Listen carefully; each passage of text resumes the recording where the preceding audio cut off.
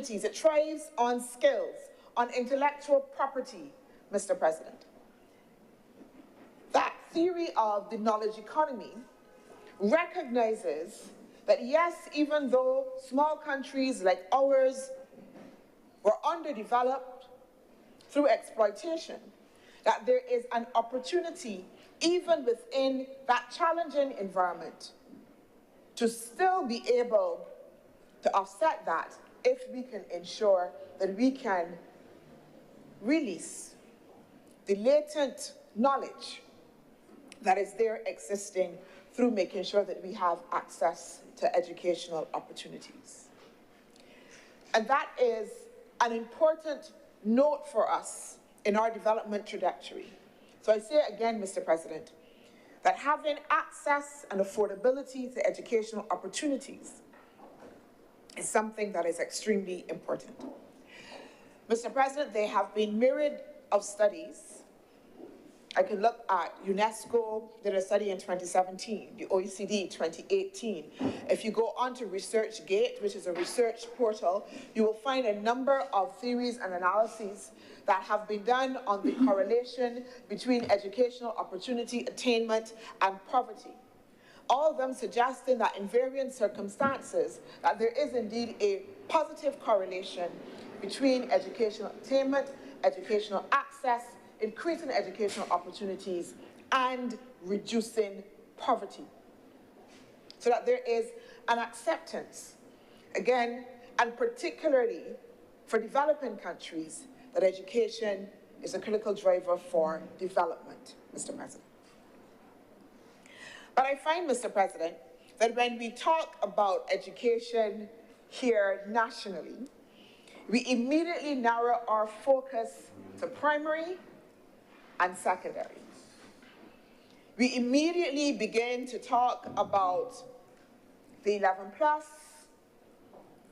as if the entire education system is defined within the narrow context of what happens at the primary and also at the secondary level.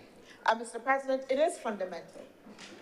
The primary and secondary education, that journey is a critical building block. It is a determinant, in many instances, of how well students will then be able to engage in higher education, tertiary education. But, Mr. President, we have to then ask ourselves if in narrowing the discussion, if in narrowing the debate only about that mechanism that moves children from primary to secondary, if we aren't doing ourselves a disservice, because the educational system is also much more about that.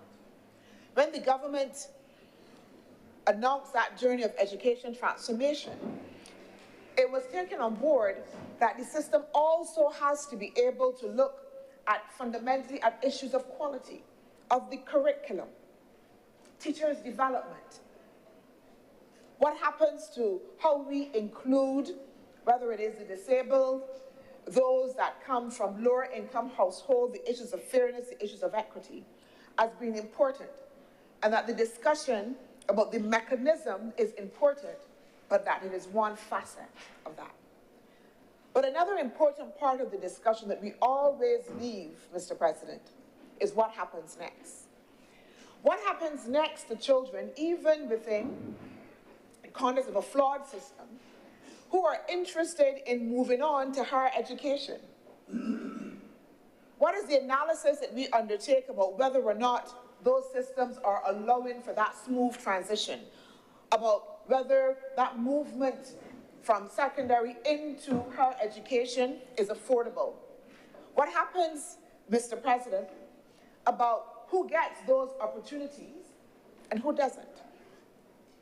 If we stop only at one point within the entire system, then we will miss, Mr. President, fundamentally, a critical element that also has links, again, to development. Because it isn't just only education, but again, the analysis suggests that higher education is extremely important. In fact, Mr. President, UNESCO did some analysis in November 2024, and in that analysis, it looked at 146 countries and looked at their development trajectories and noted that for all of those countries, that they each had a national plan for higher education. And out of those 146 countries, 81% in those national plans on higher education had a plan for increasing access.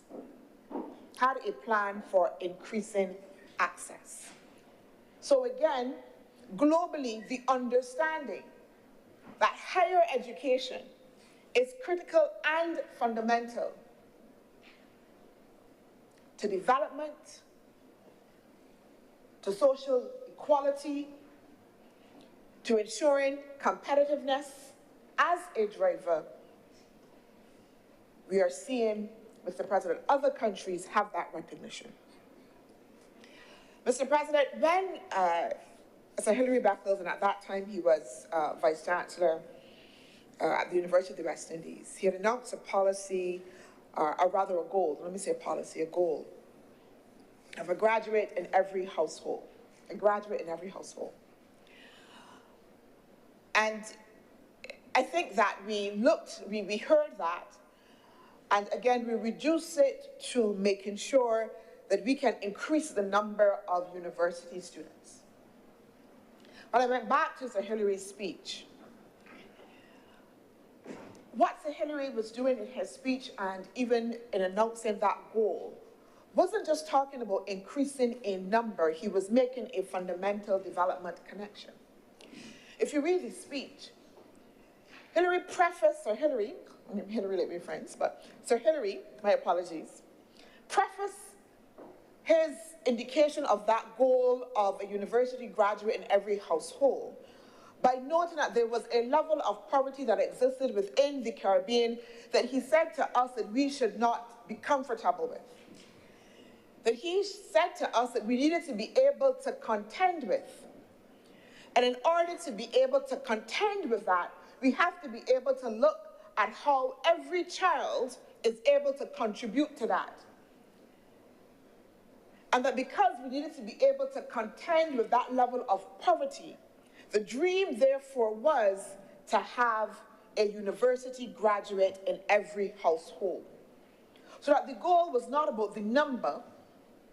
The goal was about appreciating, again, that correlation, particularly for us in Barbados, particularly for the region, that had to do with breaking generational poverty, that had to do with making sure that we could secure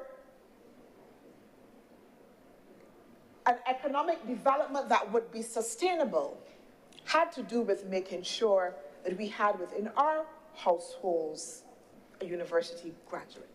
Not the number, but it was a philosophical way of looking at how our society needed to develop by having that university graduate. And Sir Hilary also noted as well that his frame was not necessarily new. And he echoed the words of, God rest his soul, the late Rex Nettleford, who was the Vice Chancellor Emeritus, who said to us that university education was perhaps one of the greatest gifts that the Caribbean had given itself. That university education, higher education, was one of the greatest gifts that the Caribbean had given itself. And I don't know, Mr. President, again, that we have fully understood that. We speak about education and its importance, and we speak about it only, perhaps most of the time, let me say, in terms of getting a job, right? People come out of school to get a job. They come out of university to get a job.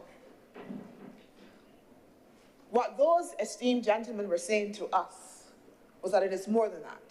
That higher education was fundamental to the nation primarily. And the access to it, again, was important to our development. But at the same time, there is a connection that I feel that all Barbadians know when it comes to education, when it comes to understanding that link between education and how we break generational poverty, the importance to households, the importance to future. And so, Mr. President, it was the breaking of that resonance and connection in 2013 with the Democratic Labour Party. The creation of that breach, and perhaps I would even go so far, Mr. President, and say betrayal with the Democratic Labour Party.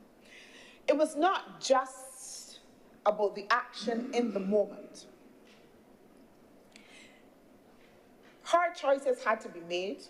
Any government is faced with hard choices, particularly when you are facing an economic downturn. And the Democratic Labour Party made a choice so that free tertiary education got whittled down to an economic black liner on it that says this is what we can give up. This is what we can take away from people. And it was not just, Mr. President, again, the disdain for the legacy of Earl Walton Barrow, but it was a fundamental misunderstanding, again, as I said before, of what drives development. And perhaps some would say, well, okay, it's education, so we didn't do anything, we still supported primary and secondary, so we could move the tertiary education. Let Bajans pay for it. This is what, you know, in the midst of everything. But in doing so, it was a demonstration, again, of, like I said, Mr. President, of that misunderstanding of what drives development, particularly for small states. It was a misunderstanding of how Barbadians viewed that pride of having that university graduate within the household. It was a misunderstanding of how generational poverty was linked to that access to higher education. It was a misunderstanding of the capacity of Barbadians to bear the burden. I was speaking actually, Mr. President, to a parent in Bourne's Land just yesterday, and she was telling me about her struggles as a single parent, but not only about her struggles, but her aspirations. And one of the things that she said to me was that her daughter was able to go to university. She worked through there for her daughter to be able to get university access. She was able to pass with a first-class honors. And now her daughter was making more money than her. And when she said it with a smile and with such pride, so that the same woman who before was saying to me, these are all the things they're facing, and the struggle is so hard. From the time she began to speak about her daughter and what her daughter achieved, the posture changed, Mr. President. The posture completely changed to now one of hope, to now one of the possibility of one of the things that she said, well, I know my daughter can come and help me. My daughter can help me, and we can be able to do better. And that was the connection, that is the connection that we have as Barbadians to higher education, to university education. And again, Mr. President, as I said, access and affordability matters, Mr. President. And the Student Revolving Loan Fund is one of those important mechanisms that have been put in place to enhance that access, especially for higher education, and especially for Barbadians who might not have that cash at hand, but might need that bridging, Mr. President, to assist them and their children to be able to have access, so that they can be assured that higher education, again, is not just for the elite. That yes, well, they would have been able to manage and pay the bus fare for as they go through the primary and the secondary education, but that even as they attempt to move on, the Student Revolving Loan Fund stands there to be able to say, we will still have your back, because we will still allow you to be able to afford to move your children onto higher education and to allow them as well to be able to achieve in the same way that others can. The Student Revolving Loan Fund, the Act was established 1976. I already spoke, Mr. President, to the fact that it's referenced CAP 54, CAP 54A. It was established, Mr. President, primarily to ensure, as I said, that we have loans, Mr. President, particularly in areas which were perceived to be of national priority. It replaced the Higher Education Loan Fund, which was then administered by the tertiary section of the Ministry of Education, Youth Affairs and Culture. During the 48 years of the existence of the Student Revolving Loan Fund, it has granted some 15,000 loans, Mr. President, 15,000 loans, and, Mr. President, equating to a dollar value of 400 million Barbados dollars, which is a significant investment. So again, so that when we talk even about investment in education, again, we don't often see that investment. We see investment in education, again, as I said, only what is happening there at the level of primary and secondary. But that $400 million represents a significant investment in people who would otherwise perhaps not be able to afford to have their children, Mr. President, not only to be able to access education, university education here, but also overseas. There was a young lady I remember from Harmony Hall area, and she'd gotten a scholarship, not scholarship, she got accepted into university in China. And to do this particular area of study, which was not being offered here in Barbados. I remember when her parents contacted me, and the young lady so excited, but then the mother called me one side, and she said, I don't want to burst her bubble, but I don't know how we can pay for it to get there. And I had to tell her, but no, you have a facility. Check the Student Revolving Loan Fund. You got to get some sureties, but they might be able to help you depending on how much it is that you need, and then she can go, she can see if she gets some scholarships and so on. So it provides that important function, Mr. President, again, that allows people who believe or who feel or don't have the capacity to be able then to fund their children's higher education needs. So that over time, we have seen the Student Revolving Loan Fund, and it has gone through, Mr. President, I would tell you honestly, some ebbs and flows, just in terms of its function. We would have seen over time that its debt ratio was extremely high. During the early years, you had a debt ratio of something like 90%. Then I think around the 2000s, it lowered again, came down a little bit to like about 64%, Mr. President. But I am pleased today to say that March 30th, 2025, that debt profile is now down, Mr. President, to 11%. And the aim now, Mr. President, is to make sure that it moves to 5% and lower. And that is part of, as you will see, the changes that are intended within this bill to enable a more structure to be brought to the Student Revolving Loan Fund to enhance its functionalities and its delivery as well. One of the reasons why the Student Revolving Loan Fund has been attractive for many Barbadians is that, Mr. President, it offers a preferred interest rate. The interest rate is often, Mr. President, below market rate. No repayment is required during the agreed study period. There is an extended repayment period as well as a moratorium of interest during the study period.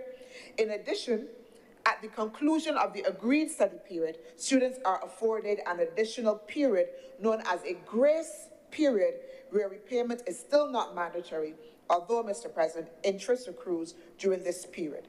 This extra time is designed to allow students to find employment without immediately having to worry about the repayment of the loan, Mr. President. They have a grace period. They can go and study, Mr. President, not have to worry immediately in the midst of trying to make sure they pass exams, buy books, all of those other things that they need to be able to do. But their parents as well can be comforted that the resources are there and available to allow them to be able to succeed in their endeavor. And then even after, to allow them time again to breathe, Mr. President, then to find some work, and then to be able to repay that loan. And that is fundamental, Mr. President, again, for that group of people. And I say that group of people because that includes me, because my daughter as well had a student revolving loan fund loan to be able to fund her education. Yeah? So that is an important mechanism for many of us. Over the life of the Student Revolving Loan Fund, there have been many amendments that have been made, again, to just ensure that the Student Revolving Loan Fund remains relevant, remains fit for purpose, and there have been a number of innovations, again, to open up the Student Revolving Loan Fund to again, broaden the base of people who can participate. For instance, Mr. President, the fund initially only catered to full-time students. So if you're a part-time student, or if you were studying online, you could not get a Student Revolving Loan Fund initially. And again, that is the traditional way of looking at education, the traditional way of understanding how education was to be delivered. So it meant, Mr. President, if I was at university or anywhere, because I went part-time, because I could not afford, Mr. President, to start working and going to university. I had to be able to pay for the bus fare and the whatever else and help my parents and whatever I could not afford. But then I would not have been able to have access to the Student Revolving Loan Fund if I was a part-time student. And so you would see that that is one of the innovations over time that has changed. So now part-time students can have access to the Student Revolving Loan Fund. It also broadened the areas that were determined as national priority. And I'm happy to say, Mr. President, that if you are in the cultural arena, involved in the orange economy, that yes, your area of study, Mr. President, including dance, Mr. President, you can go to the Student Revolving Loan Fund and be able to get a loan. And again, that is innovation, because you can imagine that that traditional notion of what is priority and what that looks like for us in the traditional areas, whether it's accounts, whether it's a doctor, whether it's a lawyer, etc., that the Student Revolving Loan Fund has been able to bridge that and be able to say, well, no, we understand where the economy is going, we understand where the growth trajectory is going, and therefore we are widening that in order to embrace as much as possible. We'd have also seen as well, Mr. President, a movement in the loan limit from 20,000, imagine just 20,000. Most of us now would laugh at that because we're not so sure what that will be able to fund in these days. I don't know if that was be able to even fund some books for the university. Mr. President, I remember I went to university, and again, I could not afford to buy any books. I bought one sociology book. There was a famous sociology book, Harlambos. Yes, Harlambos. You had to use Harlambos for your entire university education. That's the only book, Mr. President, I was able to buy. And so all of my other papers, everything like that had to be photocopied, or I had to borrow somebody's library book.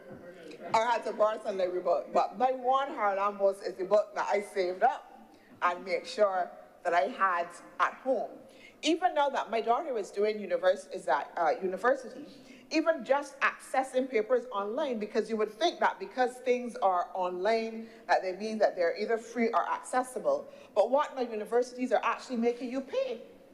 and they have it locked so that you can't share from year to year. So that even though we all doing the same course, every student then still has to purchase their own every single time. So that there is an expense that is growing. So you would have seen the Student Revolving Loan Fund move from that loan limit of 20,000 to 125,000, again, allowing, Mr. President, for scale. So it means now that students who want to have the opportunity to take more advanced courses, more advanced education in other places now, will then be able to do so and not be limited, Mr. President, in the same way. You would see as well, Mr. President, the Student Revolving Loan Fund has imbued deeper changes as well. If you go on the site right now, so this is not privileged information, but if you go on the site right now, you will see the Student Revolving Loan Fund is offering back-to-school loans at easy rates as well. Bread and butter issue that the Student Revolving Loan Fund is, again, responding to the dynamics of the society, to the recognition, again, that there are those that are still vulnerable and that will need the assistance in order to make sure that they can have their children at school and functioning, again, without all the time having to be worrying consistently every day about where will I get the resources. And Mr. President, I can tell the truth. I don't have, my daughter is, my daughter's at university now, but primary and secondary education, I know I don't look like it, Mr. President, but don't worry about that. Primary and secondary education now is so expensive. The books you have to be able to purchase, well,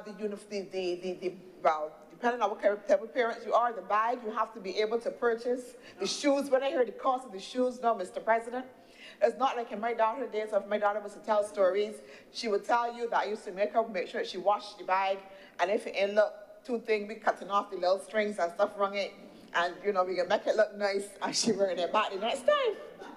I was a bad mother, and I have no apologies for it. I have no apologies for it. So it was either you choose, you get a new pair of shoes, or you get a new bag. You get a new pair of shoes, when she get a little older or so, fine. But when she's a little, that don't make a difference between when you're going and learn thing. Shoes, nice and polished, nice socks. You get your uniform, ribbons in your hair, and the bag and the shoes we could work through. But that still creates an expense, Mr. President, and the purchase of the books and whatever. So the Student Revolving Loan Fund now then provides that, again, to be able to help students as well. But they've even gone even further.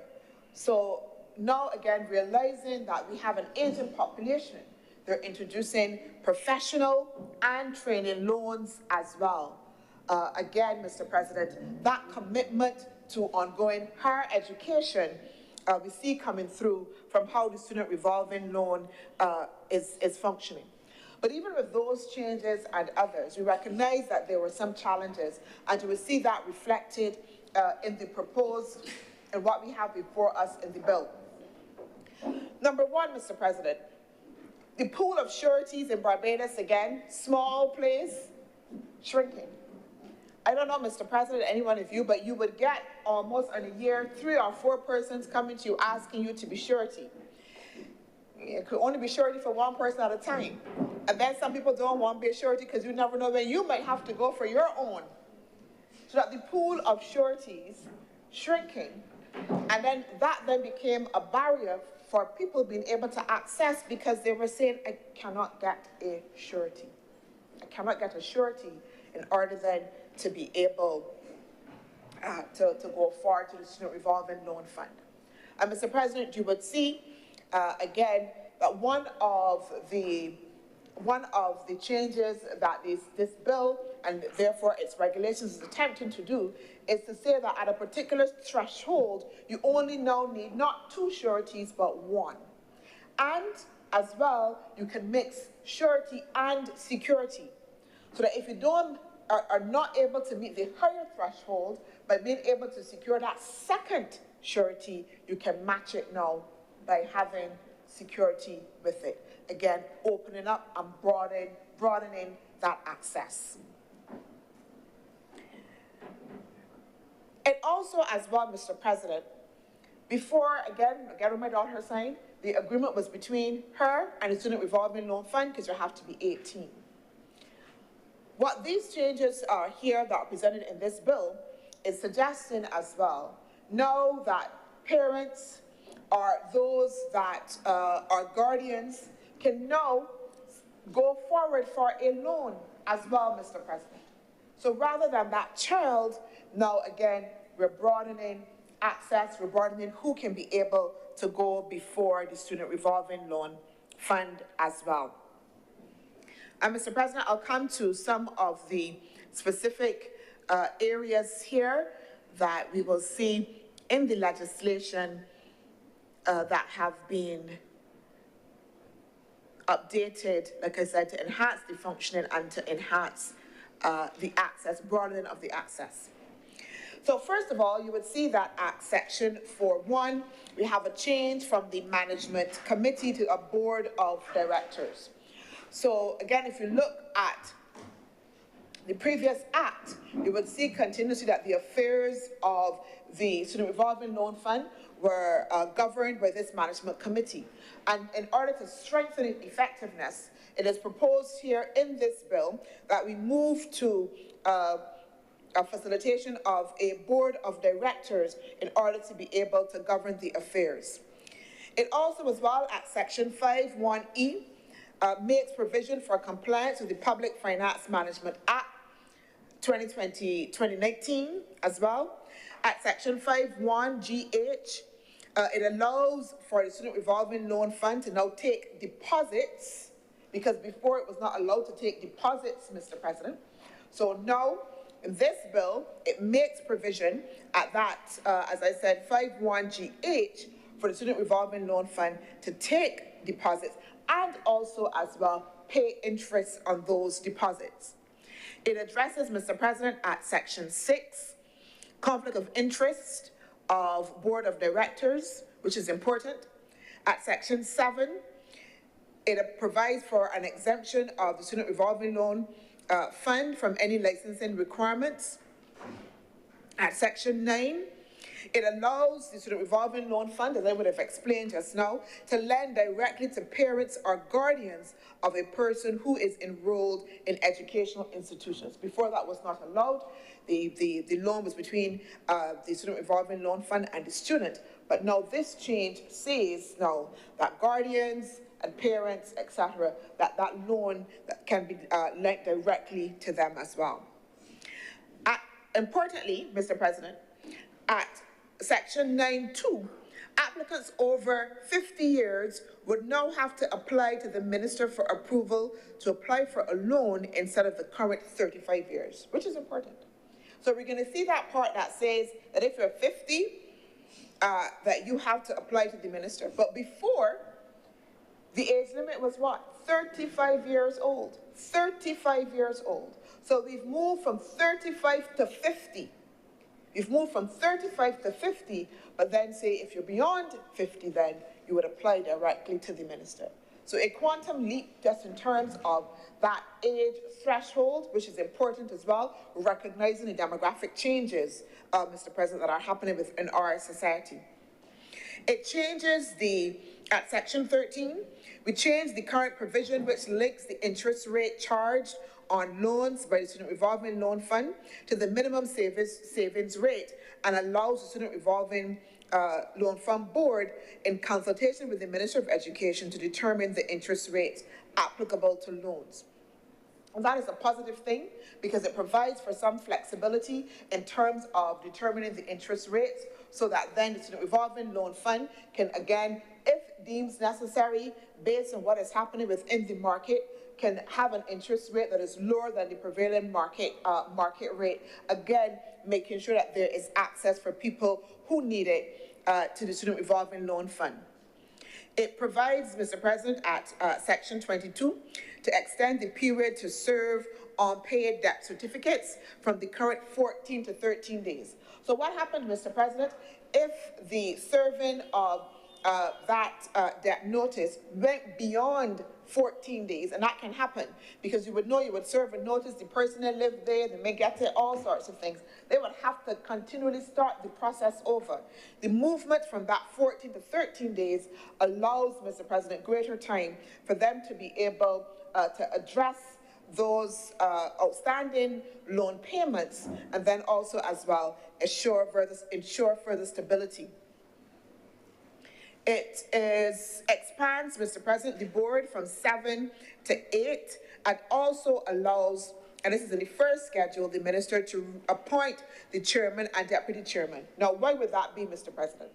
Essentially, under the previous act, the permanent secretary, Mr. President, and the chief education officers automatically sat on the management committee. And here now we have a board of directors, but we're saying, listen, the permanent secretary and the chief education officer may not necessarily have all the key skills for the functioning of the Student Revolving Loan Fund, and therefore it is important that we bring in new skills in order to ensure that it is fit for purpose. And therefore this provision is important to allow us to be able to make sure that we have a Student Revolving Loan Fund that is functioning as well. Importantly, Mr. President, as well, there are a couple of other things as well. So one of the areas also was the age for sureties, And what this does is also make sure that we increase the minimum age for the sureties from 54 to 60. So that not only had an age lending threshold of 35, but also in terms of the surety as well. So now you have that you can be a surety up to 60 years, but within particular thresholds, again, of borrowing. Because there are sometimes, Mr. President, you may not necessarily want to borrow the 125,000 or even the 50,000. You are trying to bridge a gap in educational expenses that may be a little 10,000, a little 15, or even 5, probably just to buy books, just to take care of particular expenses. And then you would have then been limited the age of the sureties for that short duration of time. So this then again provides for more fulsome access and broadening the base as well. It also as well, very importantly, allows people who are not currently within the educational system but want to be able to do so, because before, Mr. President, in order to be able to access the loan, you would have had to be accepted into a university. You were going into university, you had plans to be able to do so. But there are cases where people are employed in the educational institution themselves and then wanted as well for future growth in order to have access to the loan. And so that these changes will provide for that as well. Mr. President, what we are seeing in these changes is the attempt to make a fit-for-purpose loan fund, a fit-for-purpose facility that will grow, that will be sustainable as well, that will ensure that the broad mass of Barbadians, once they are interested, can be able to access that educational opportunity through the provision of funding that actually meets their needs, Mr. President, that is affordable. And I want to say as well that having interacted with the officials from the Student Revolving Loan Fund, it is not only the mechanism, but the facilitation as well that happens. The Student Revolving Loan Fund is not set up to deny people, but to facilitate the application, facilitate the access. You can call officers, you can set up an appointment, find out information, Mr. President, they will be able to work with you, work you through the process. And again, not just the mechanism, but the process that is facilitatory. Mr. President, as I close, and I close where I started, access and affordability matters. It is why there is an SDG 4. And the SDG 4 not only speaks to quality education, But if you look at the targets and the indicators as well, if you look at target 4.3, that speaks fundamentally to access to higher education and its importance. And that imbuing of that SDG within the SDG framework on education and the access to higher education grounds, again, the importance of that link to how we develop, first, globally, the global population, but important for us as a people. And the importance of recognizing that the educational system travels, it is a journey, Mr. President, that should be ongoing.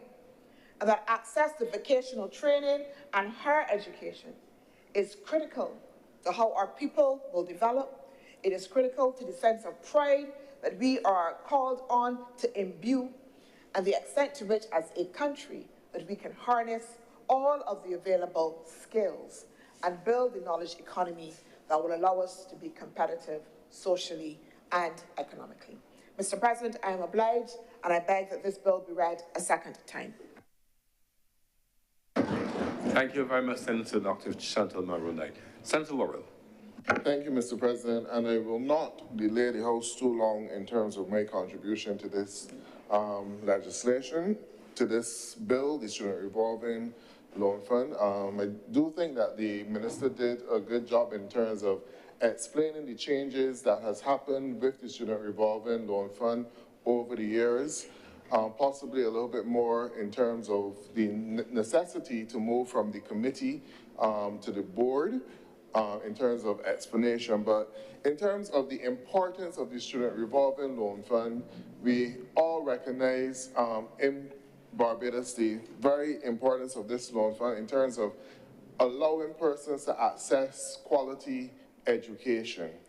And not only at higher levels in terms of university, but also in terms of developing technical skills as well.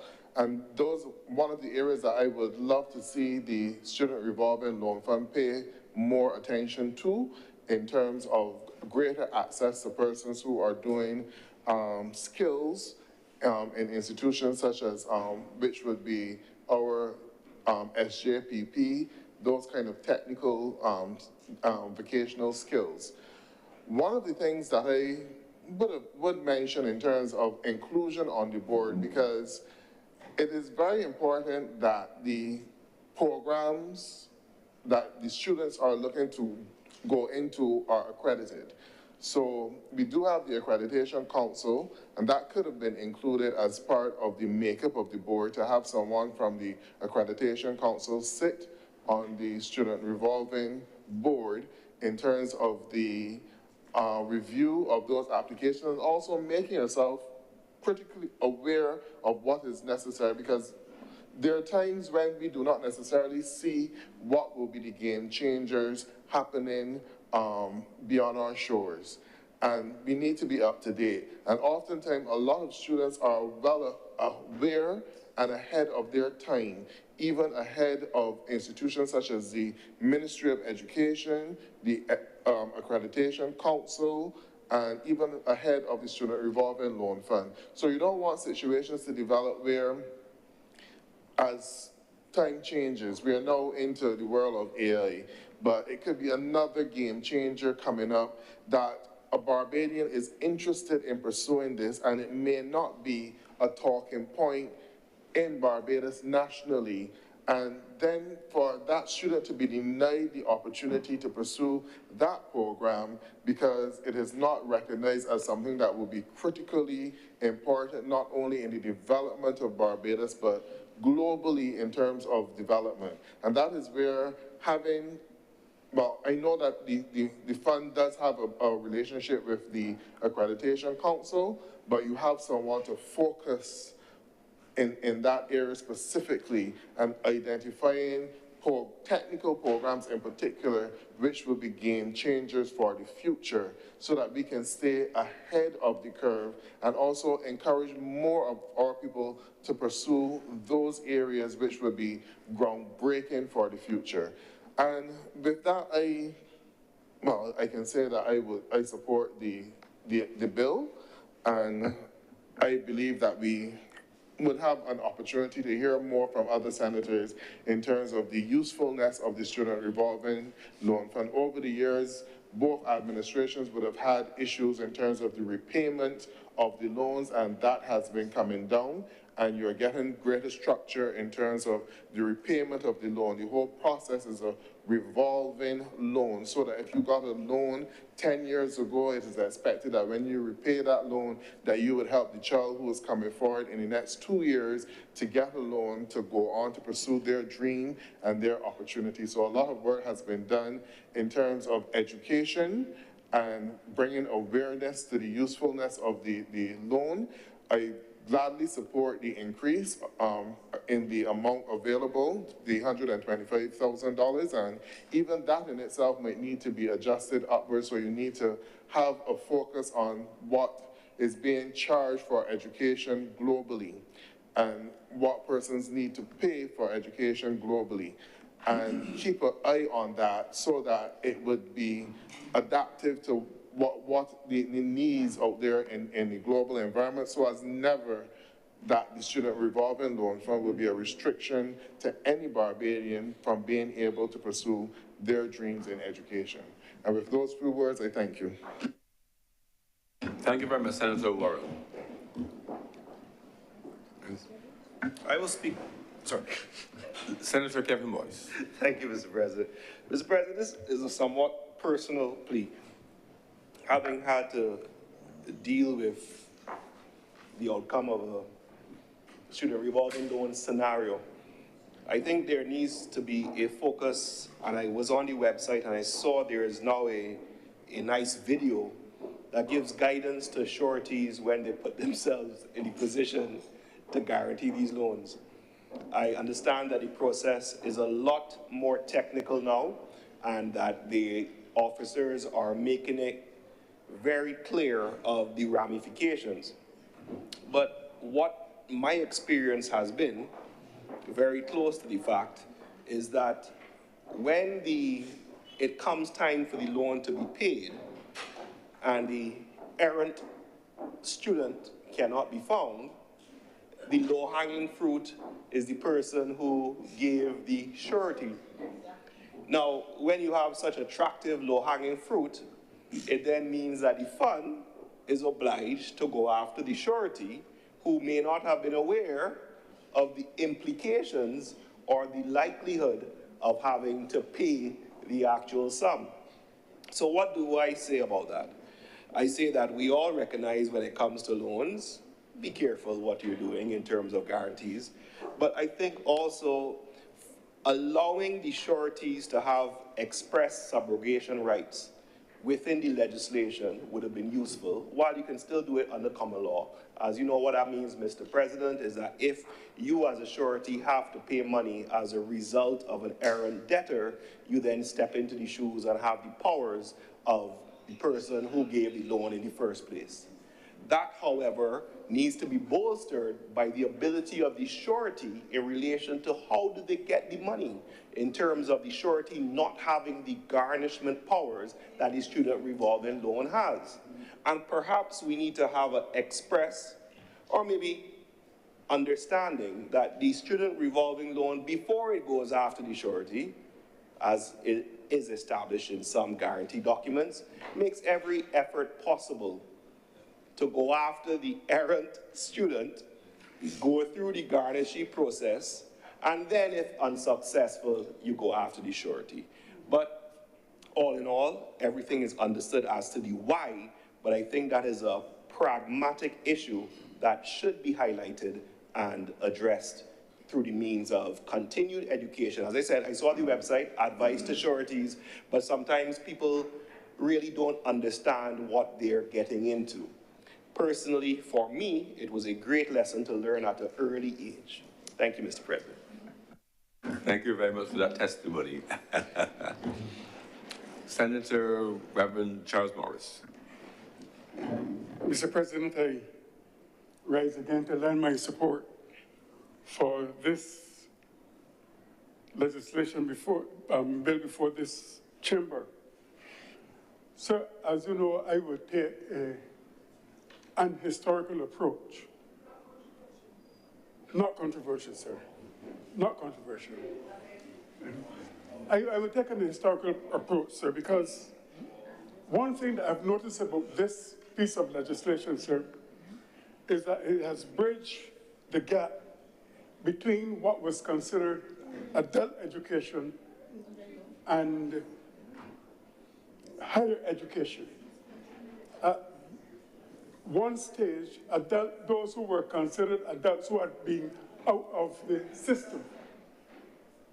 Higher education, sir, was reserved for those who were in the system but coming out of the system to go on to universities, which were not in Barbados. The universities then would have been in England.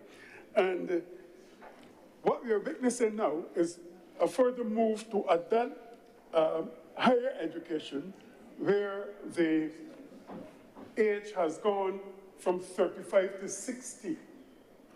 And it also speaks about the further democratization of the education system.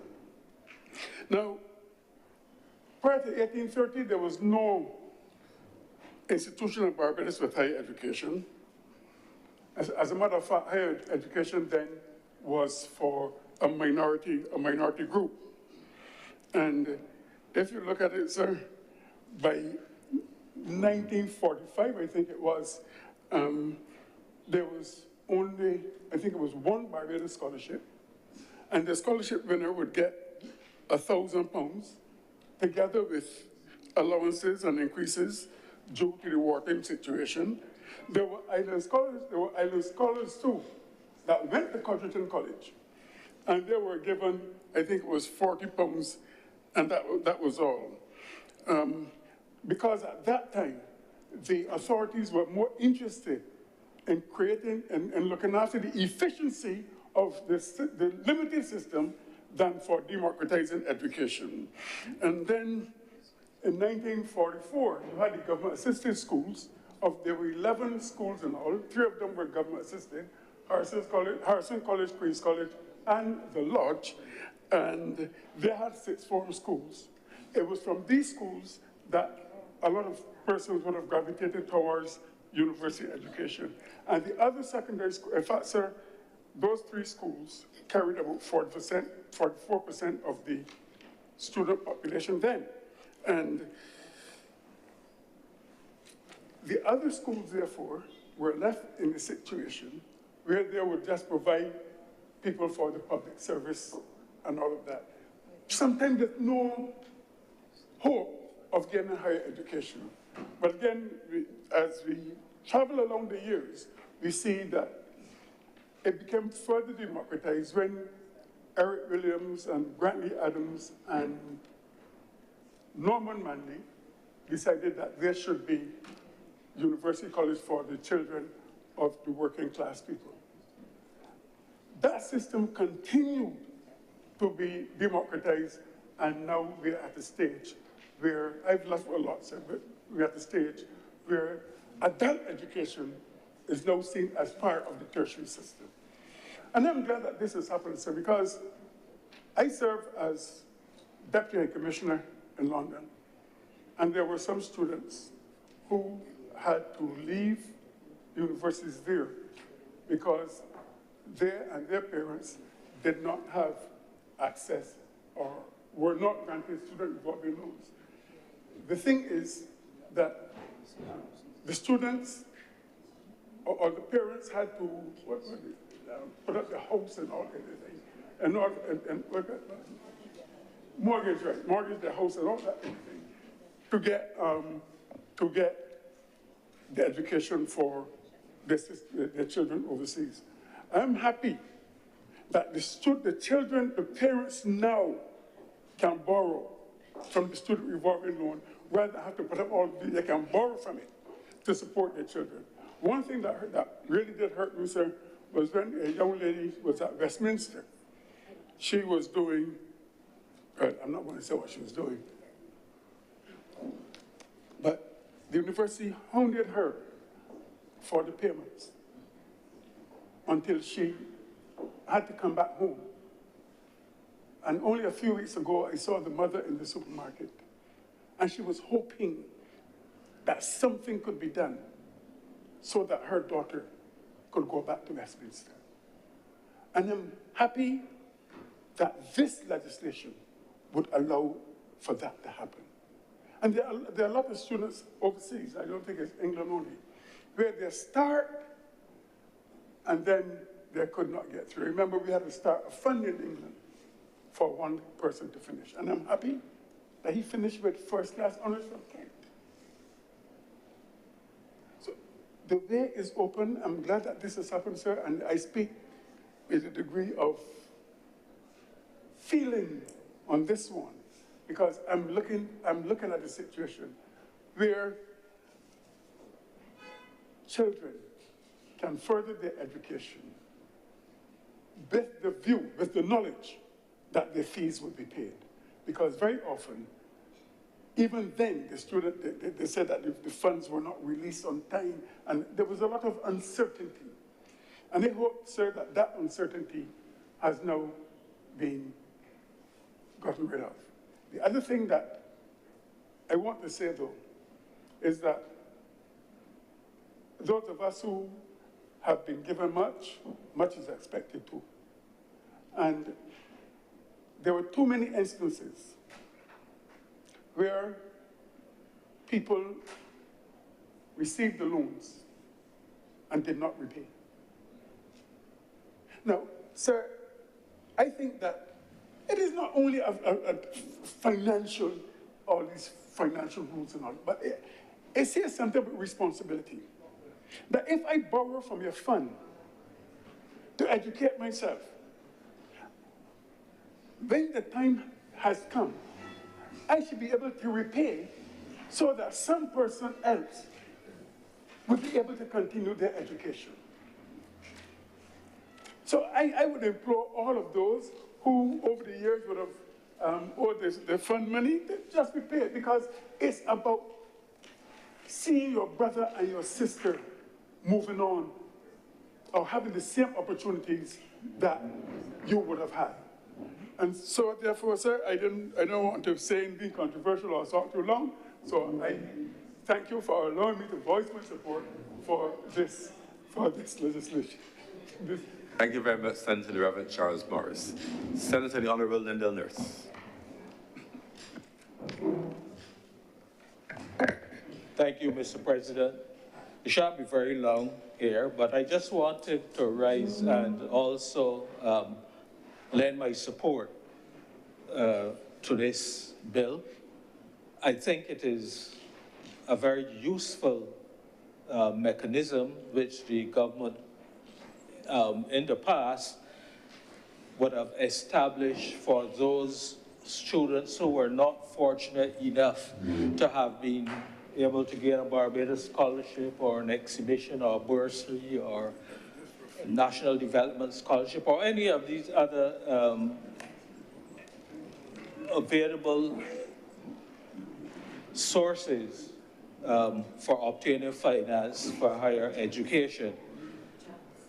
And as a recipient of a student revolving loan in the past, I can certainly testify that it was very, very useful for me at the time to be able to pursue my education in accounting in London as I wanted to do at the time. And what I see the Student Revolving Loan Fund doing is allowing other students who have various wishes of doing subjects which they may not otherwise be able to do at a higher education level, is to be able to borrow the funds from the Student Revolving Loan Fund and go off and do their studies. One of the things, though, that I always thought about is that, like for Barbados scholarships and exhibitions and so on, there was always I think there was a requirement, and I believe there still is, that if you got a loan from the Student Revolving Loan Fund, on completion of your studies, you were supposed to come back and make a contribution to the government. And in some cases, lots of people, some people did not return. And there are several reasons for that. I give you an example. Just last week, I was watching television, and there was a young man who was being interviewed. He's now actually a professor at a university in the US, but he studied aerospace engineering. Now, the thing is that when you do a subject like that, you can't come back to Barbados to, what do you come back to Barbados to do? So there has to be, you know, some flexibility or some flexibility in having students like these who can maybe offer to make another meaningful contribution to Barbados other than having to come back and remain here for, you know, and work here for at least a year or two or whatever the requirement is. The other thing is that I just wanted to mention, and Senator Boyce did raise it, so I'm not going to dwell too long on it, but it is the question of guarantors. And there again, I was happy to, having gone through the system, I was happy to act as guarantor for some students. But the point I wanted to make was that, you know, if you are a student, you need a guarantor, you ask your parent to sign up. And in a lot of cases, parents don't fully understand, you know, the consequences of standing as a guarantor. And one of the things that I would strongly suggest that when this new fund is up and running and going, that one of the things that will have to be done is to educate you know, such persons who act as guarantors as to the consequences, the responsibilities of taking on such a contingency. But I think I've watched and I've followed how the fund has progressed over the years, and I think that I sense that the management of the fund in the past has been quite good. And it is one of the few committees, for example, that have made sure that their accounts and their financial reporting and so on was up to date.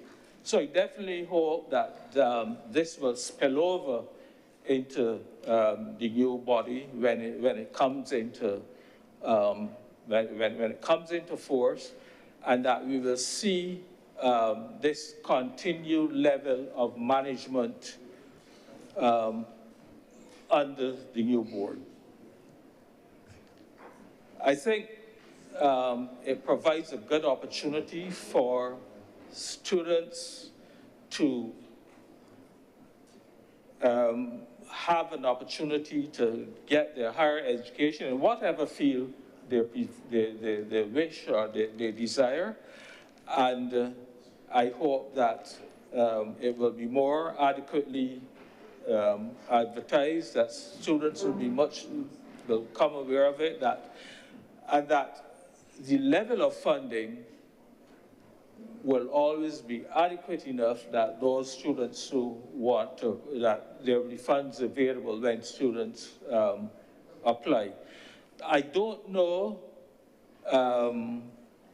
and we didn't get any information in terms of the performing loans, what level of difficulties the board has had in the past in terms of collecting loans.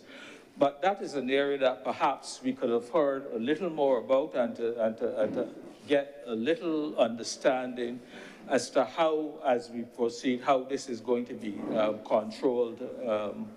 Because while we understand the purpose of the fund in terms of enabling students. We also has, in my view, to see the fund being run and managed in a very business-like and professional way. And so therefore, I hope that as we go forward, proper measures will be put in place to make sure that the level of non-performing loans is not exceptionally high or large in relation to the overall fund, that it cannot continue to operate as it should. And with those few words, Mr. President, I'm obliged. Thank you very much, Senator Nurse. Senator Mr. Miller. Thank you, Mr. President. Sir, I do rise to support this bill.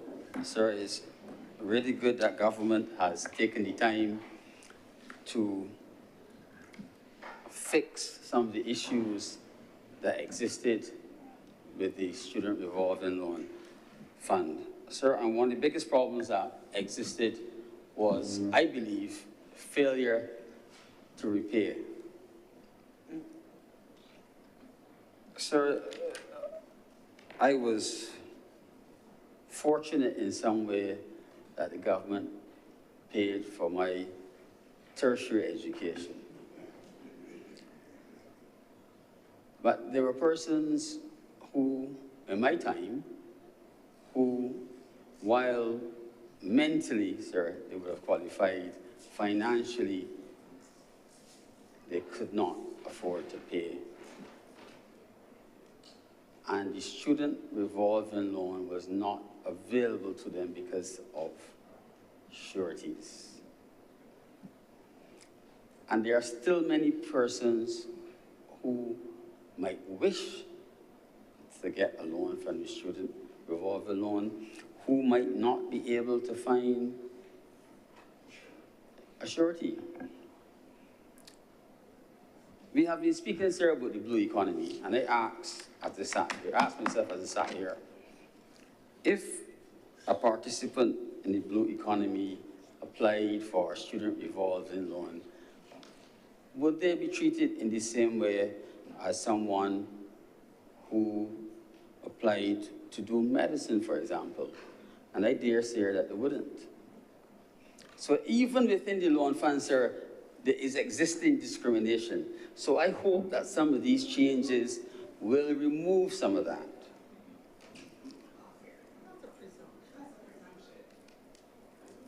Sir,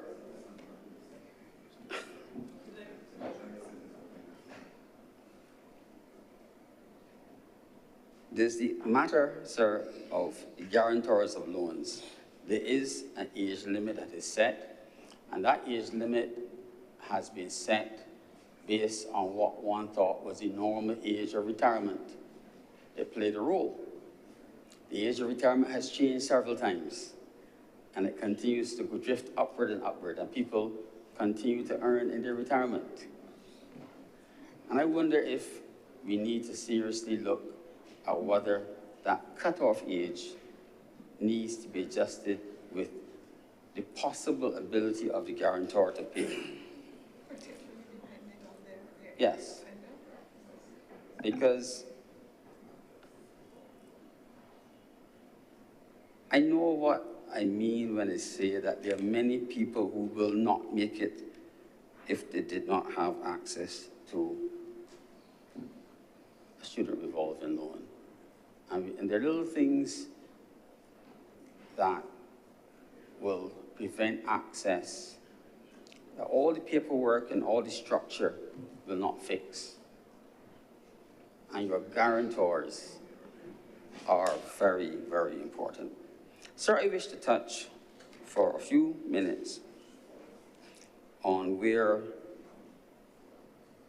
government invests in its people.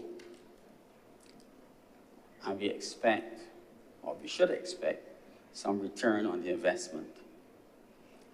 One of my colleagues earlier said that when you are given in this way, you should give back. And I do not think that the issuing of scholarships and the fees that the government pays for education for persons with scholarships are radically different from paying a student revolving loan. And I think that while Senator Nurse's point is valid, that there's some professionals or some people who qualify in areas that we can't possibly employ, we need to make sure that those who receive benefits remember that they're supposed to give back. Thank you. Thank you very much, Senator Maynard. Her Honour, Senator Thompson.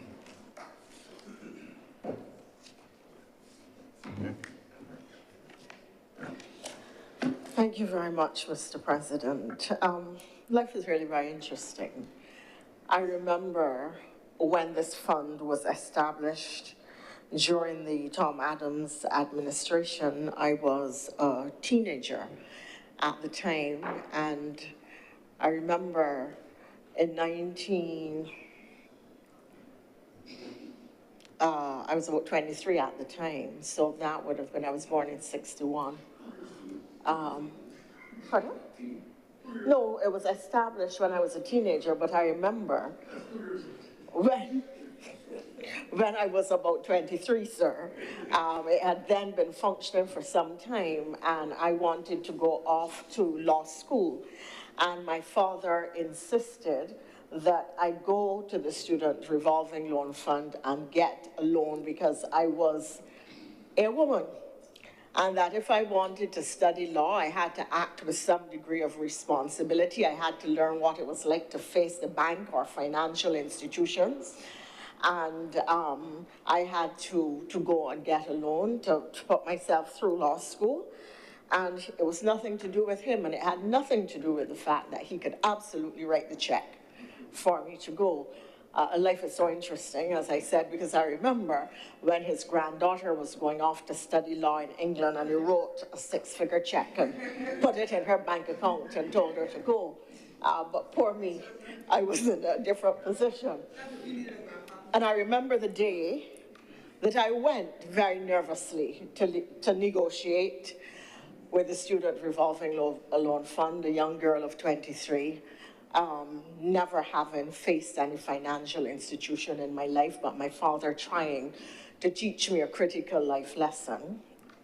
And I remember the day, sir, because I was driving his car and I reversed it into a wall as I was leaving the Ministry of Education. I got the loan and went off to law school and came back, and as so many people do with this fund, I did not immediately pay back my loan.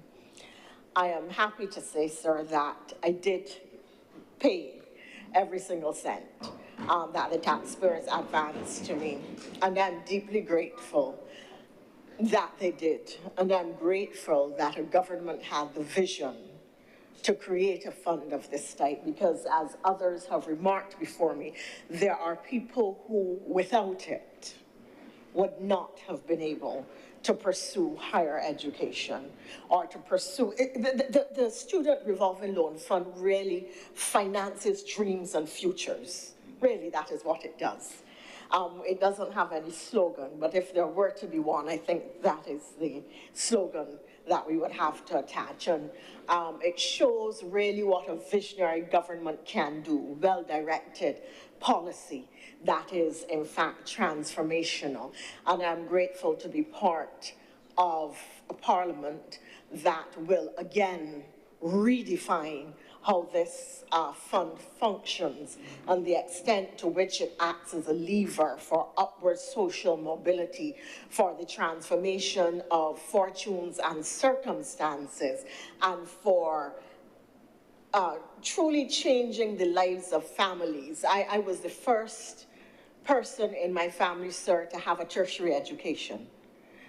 My parents were giddy with excitement when I entered university, and I suppose that at the time I did not appreciate what it meant, for two people who themselves had gone to what was then seventh standard, but not a traditional secondary school in the sense that we have definitely not a university, to have a child who was entering the university to read for a degree in law.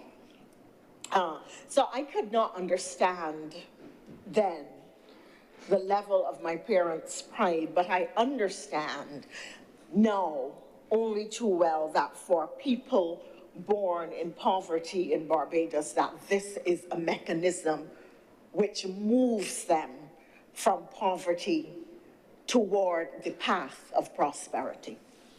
I think that we have to ask ourselves, however, some questions that are coming to my mind.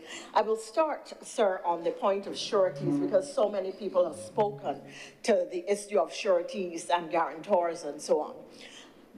Like Senator Nurse, I would have liked to hear what kind of financing the fund started with, how it has grown over the course of its establishment, where it is now, and what projections the government is making within the context of the changes it is putting in place, because that would really allow us not just information, but to do critical analysis about how the fund is being used, how the government sees the fund, and how it is being positioned to be a tool for tertiary education that is perhaps in subjects and thematic areas not offered in the context of Barbados.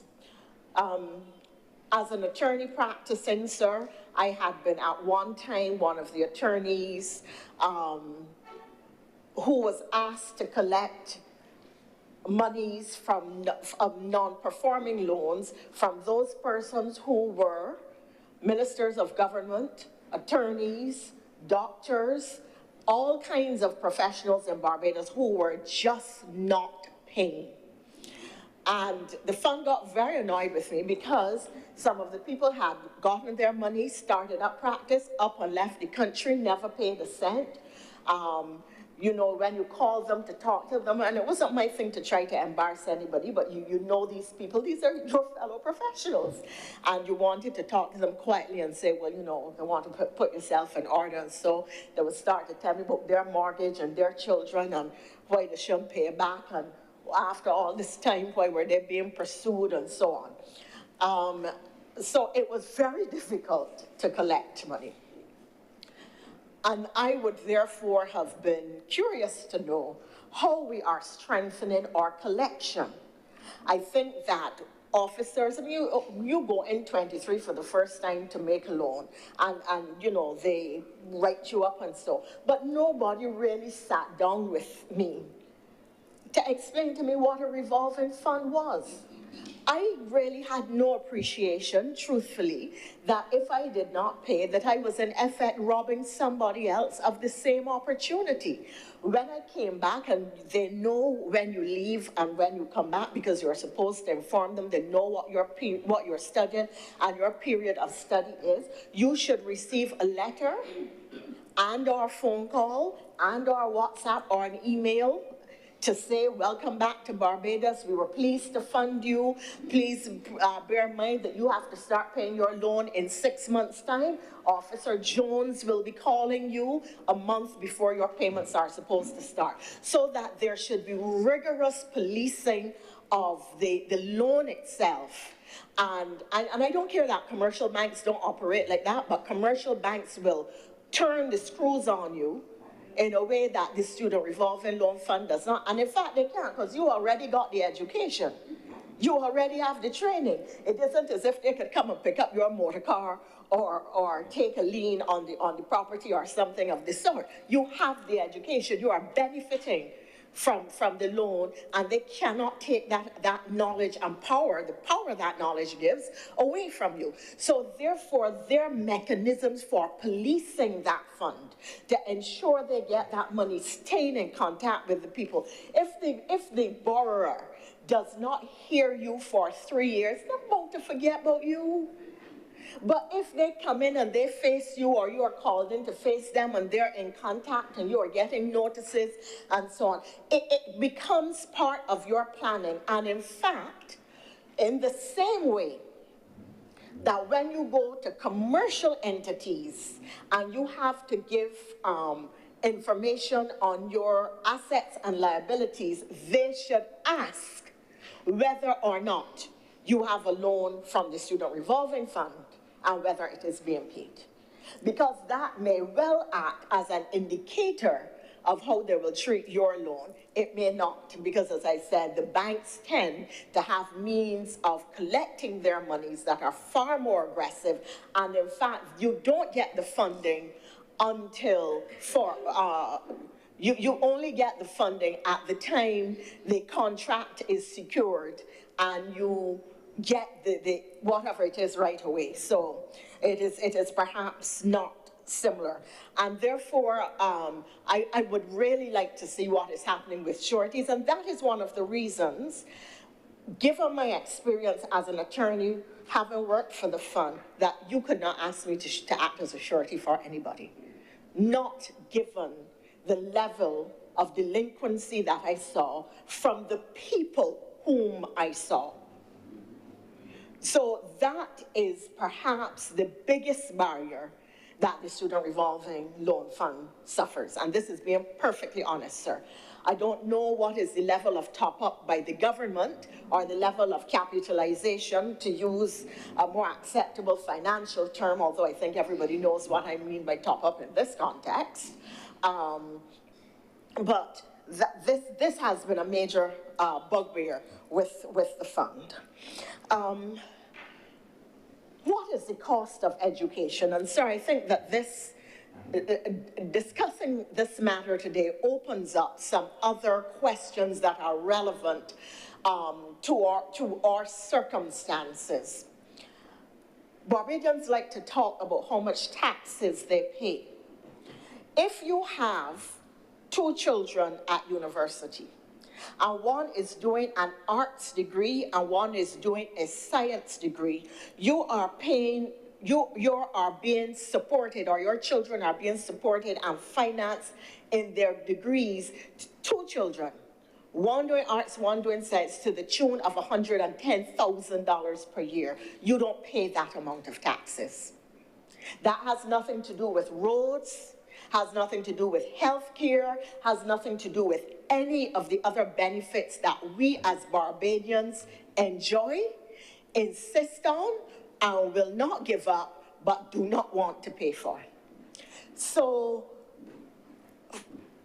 and we are very fortunate in Barbados when the Barbados Labour Party took the decision to allow our people to go back to UWI at the taxpayers' expense. It was really a very progressive decision, because in countries all over the world, those who study and have to pay for it up front or pay as they go leave not only with their degree, but with debt that lasts 20 and 30 years because the cost is so steep, particularly if they go to Ivy League universities. I did 2 masters at 2 different British universities. I know what it is like to max out my credit card, trying to buy all the books and pay all of the fees that were required of me. So that we have to understand that education is expensive. It is not free. It has a very high cost. And the taxpayers treat our children with great generosity, some of whom are at Cave Hill indefinitely, switching programs and doing all kinds of things, just because mommy and daddy do not have to pay a cent of that $110,000 per year or $55,000 per year or more, depending on how many children they have at university and what programs they are doing. So we have to be conscious of the fact that this administration not only started the Student Revolving Loan Fund, but is now expanding its base as part of its support of and we love to say poor black people, that the Labour Party does not support poor black people, but this allows poor black people to have education. It allows them to move from poverty into the middle class, and it really is a highly transformative tool, and that we are putting this in place in addition to free tertiary education or funded tertiary education. I prefer to say funded tertiary education rather than free tertiary education, because people may think it really is free when it is really very high value and very high cost. Funded tertiary education is, the government is to be commended, and I really want to support it. I believe that there are further questions that we need to ask, sir. And one such question for me is, what are we educating our people for? I will not say that some of the behaviors that you see really defy belief when you consider the level of education that people have. But I really want to ask a wider question. I'm really very serious. What is it that we are educating our people for? And by that, I mean, have we considered as a government what are our strategic priorities in the economy? Have we determined what our sources of foreign exchange and revenue earning are going to be?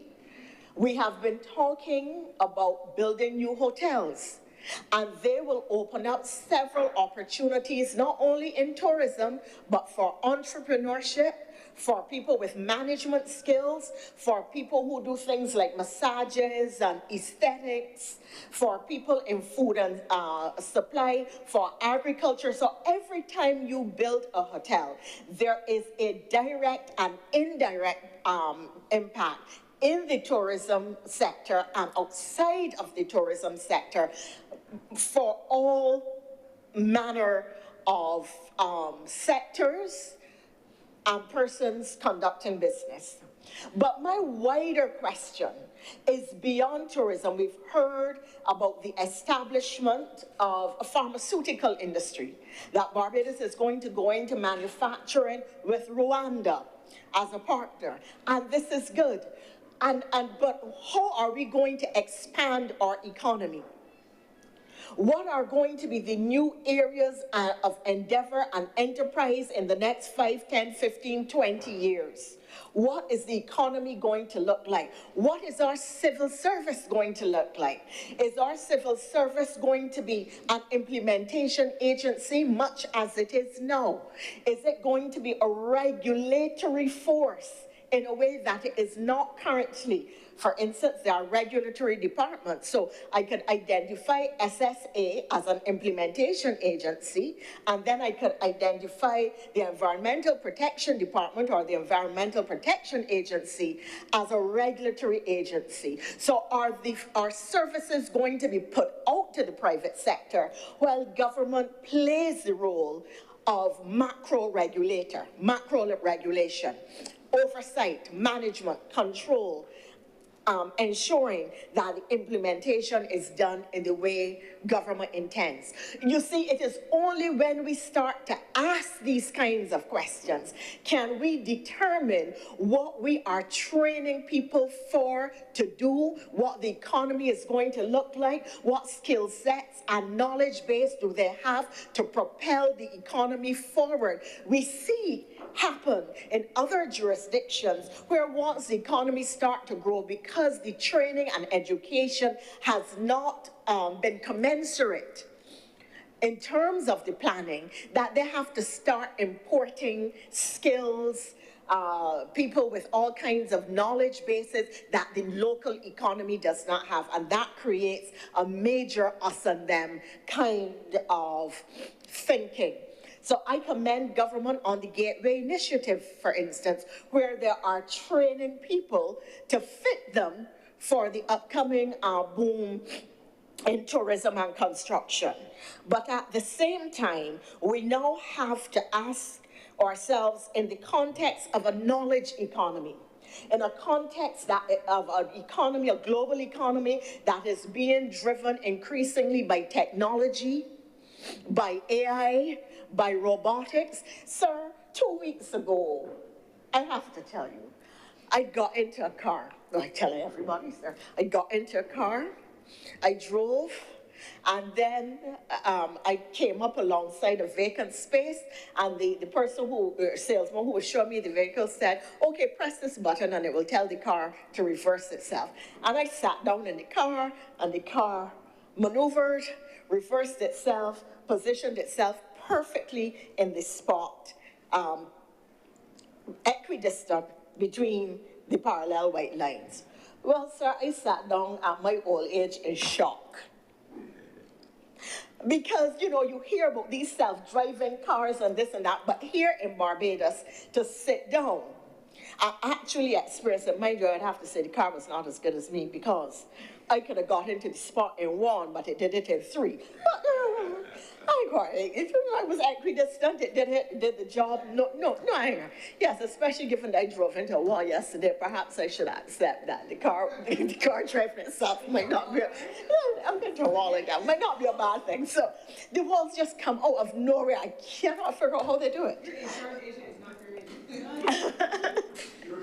Thankfully, I drive a very hardy car, so. But the point that I'm making, sir, is that the world as we knew it is changing.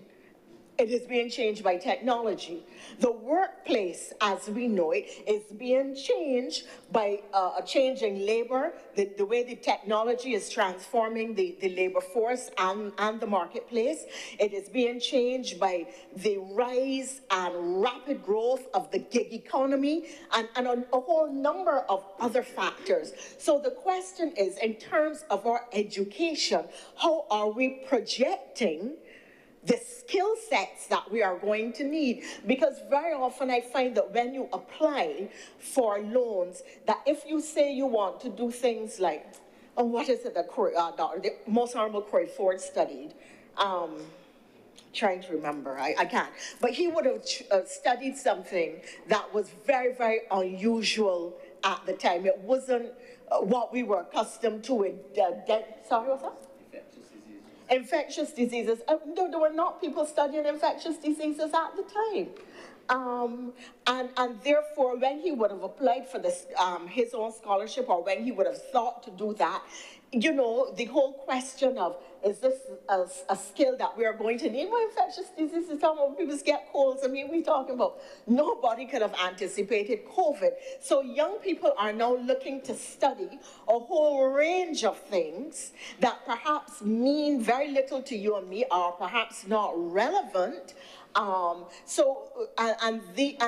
The skills or the lens or criteria or yardstick that those granting the loans for these unusual areas are using are the traditional yardsticks, because they do not even understand what these new areas of endeavor mean and what they mean to the economy. Now, I cite the Most Honorable the Most Honorable Corey Ford, because when you think of what he would have studied when, and when then it really became essential to the economy. So I'm just citing him as an example of a skill set that at the time he would have done his training, really somebody may have questioned what is the relevance of this to the Barbados economy. Well, you don't go and do dentistry or gynecology or something that somebody out here could use. So we have to be able, in screening people who are coming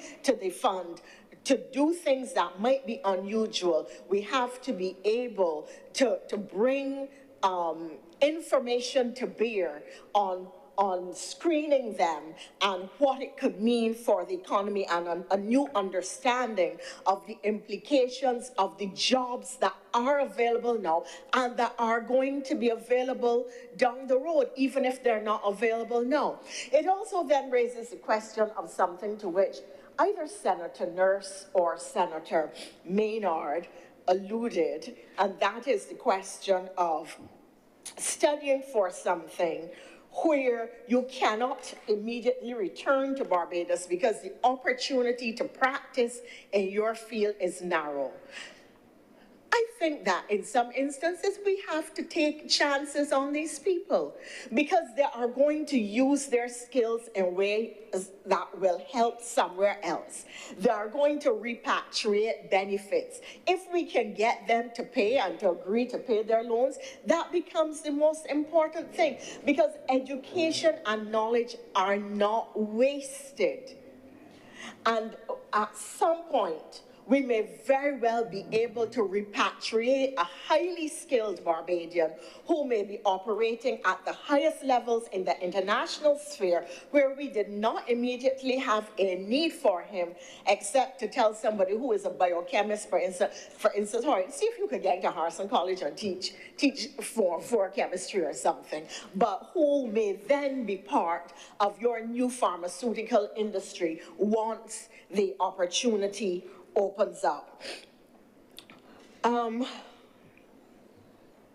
So what is the economy going to look like? How is it going to grow? What are the sectors by which it is going to grow, I beg your pardon. These are the kinds of questions. What is the optimal size of the Barbados Civil Service? We have been making adjustments in respect of civil service reform, but I do not know that that tinkering over many years has been done except within the edicts of meeting international financial criteria. But really we should be asking ourselves, what is the optimal size of our civil service? What is this civil service to be trained to do? What kind of skill sets do we want them to have? And planning in that way. It makes me then ask the question, to what extent is there needs planning between government and the university? Now, I encountered a young lady who was very angry with the government. And all she is telling me is that she studied journalism and cannot get a job. And I said to her, well, how many graduates in journalism were there in your year? Can't remember what the number she told me. I said, we have The Nation. We have The Advocate. It was open at the time. You have VOB, and I went through all the media houses. The radios are increasingly using DJs as opposed to the traditional announcer. I was trained as an announcer in VOB. I thank God that I trained with people like Julian Rogers and Linda Walron and Alison Seeley-Smith and Alfred Pragnell and others because, you know, it impacted the way I spoke. It impacted my use of language. But then people go on. It is bare DJs on the radio now, and a lot of them do not speak English. In fact, they appear to be unable to speak English. English is their foreign language. Bajan is their first. That's a fact, sir. FSCK. It is a fact, sir. No, it is very distressing sometimes when you listen to them, you get very agitated. Because when young people listen to them or going to the common entrance or write the nonsense that they hear these people speaking, they will be failed on their common entrance papers. Sorry, DJs, I like the music, but when I gotta speak English though, you must speak English though. 3 minutes, sir. The point that I was making is that, what was I saying? Right. This young lady, yes, sir. Thank you, sir. I'm glad you were listening. At least you were. This young lady could not get a job. And I was saying to her, but when there are 20 graduates in your class this year, you have 10 media houses in Barbados, 6 of which are going to be using DJs to do their work, and another 4 who may have their full complement of journalists. Where did you think you were going to work? No answer. So our young people, there is no needs planning between the university and the government, and no projection of the skill sets that you need. So people are just saying, you know, man, I like X, and therefore they go and study X without any consideration for when they graduate, what is the scope of them getting employment for the degree or the degree combination, if it's dual or multiple things, or the single subject degree that they have. I believe that it is all right for countries like the UK, like the USA, although that seems now to be shrinking the USA, where you have multiple universities and large numbers of people coming from overseas to complement your local population and your local economy to train in other areas. But in a region as small as the Caribbean, where your economies are small, your populations are small, you have to do far more needs planning and better understand what is happening in your marketplace, where your economies are going, and what needs you need to meet in order to be able to give people jobs, or for people to have jobs beneficially and make a beneficial contribution as well as earn an income. I am pleased that this complements the government's efforts. When we came to government in 1994, the SJPP, BCC, and UE, the intake at SJPP, for instance, and BCC were doubled. There have been increased further since then. UE has been increased exponentially, and as I said, for Barbadians, it has remained without charge. I believe, sir, in the time left with me, the 2 minutes, sir. Mm-hmm. Yeah, you said I had 3 and I only used half. I really want to say very briefly that despite the fact that our women are the majority of the graduates from the University of the West Indies, that they are still the majority of the unemployed in Barbados, there are still the majority of people who live in poverty, there are still the majority of those who are last to be hired, and that we really need to do an analysis of that. Clearly, I don't have the time to speak to it in any greater degree, given the fact that my time has gone, which I accept, sir. So I am pleased to support this measure. I believe that the Student Revolving Loan Fund, as I indicated earlier, finances dreams and futures, and I am deeply grateful for how it helped me, and I hope very much that the changes that are have been made, and the suggestions made by other honorable senators today will see it grow further and benefit a wider swath of Barbadians, allowing them to enjoy increased opportunity, increased income, and a better quality of life. It is not an accident that this country has the largest number of people in the middle class in Barbados. It is by deliberate policy. Thank you, sir. Thank you very much, sir. The most Honourable Senator Thompson. Senator Cummings. Thank you very much, Mr. President. I wasn't going to speak on this bill until about half an hour ago.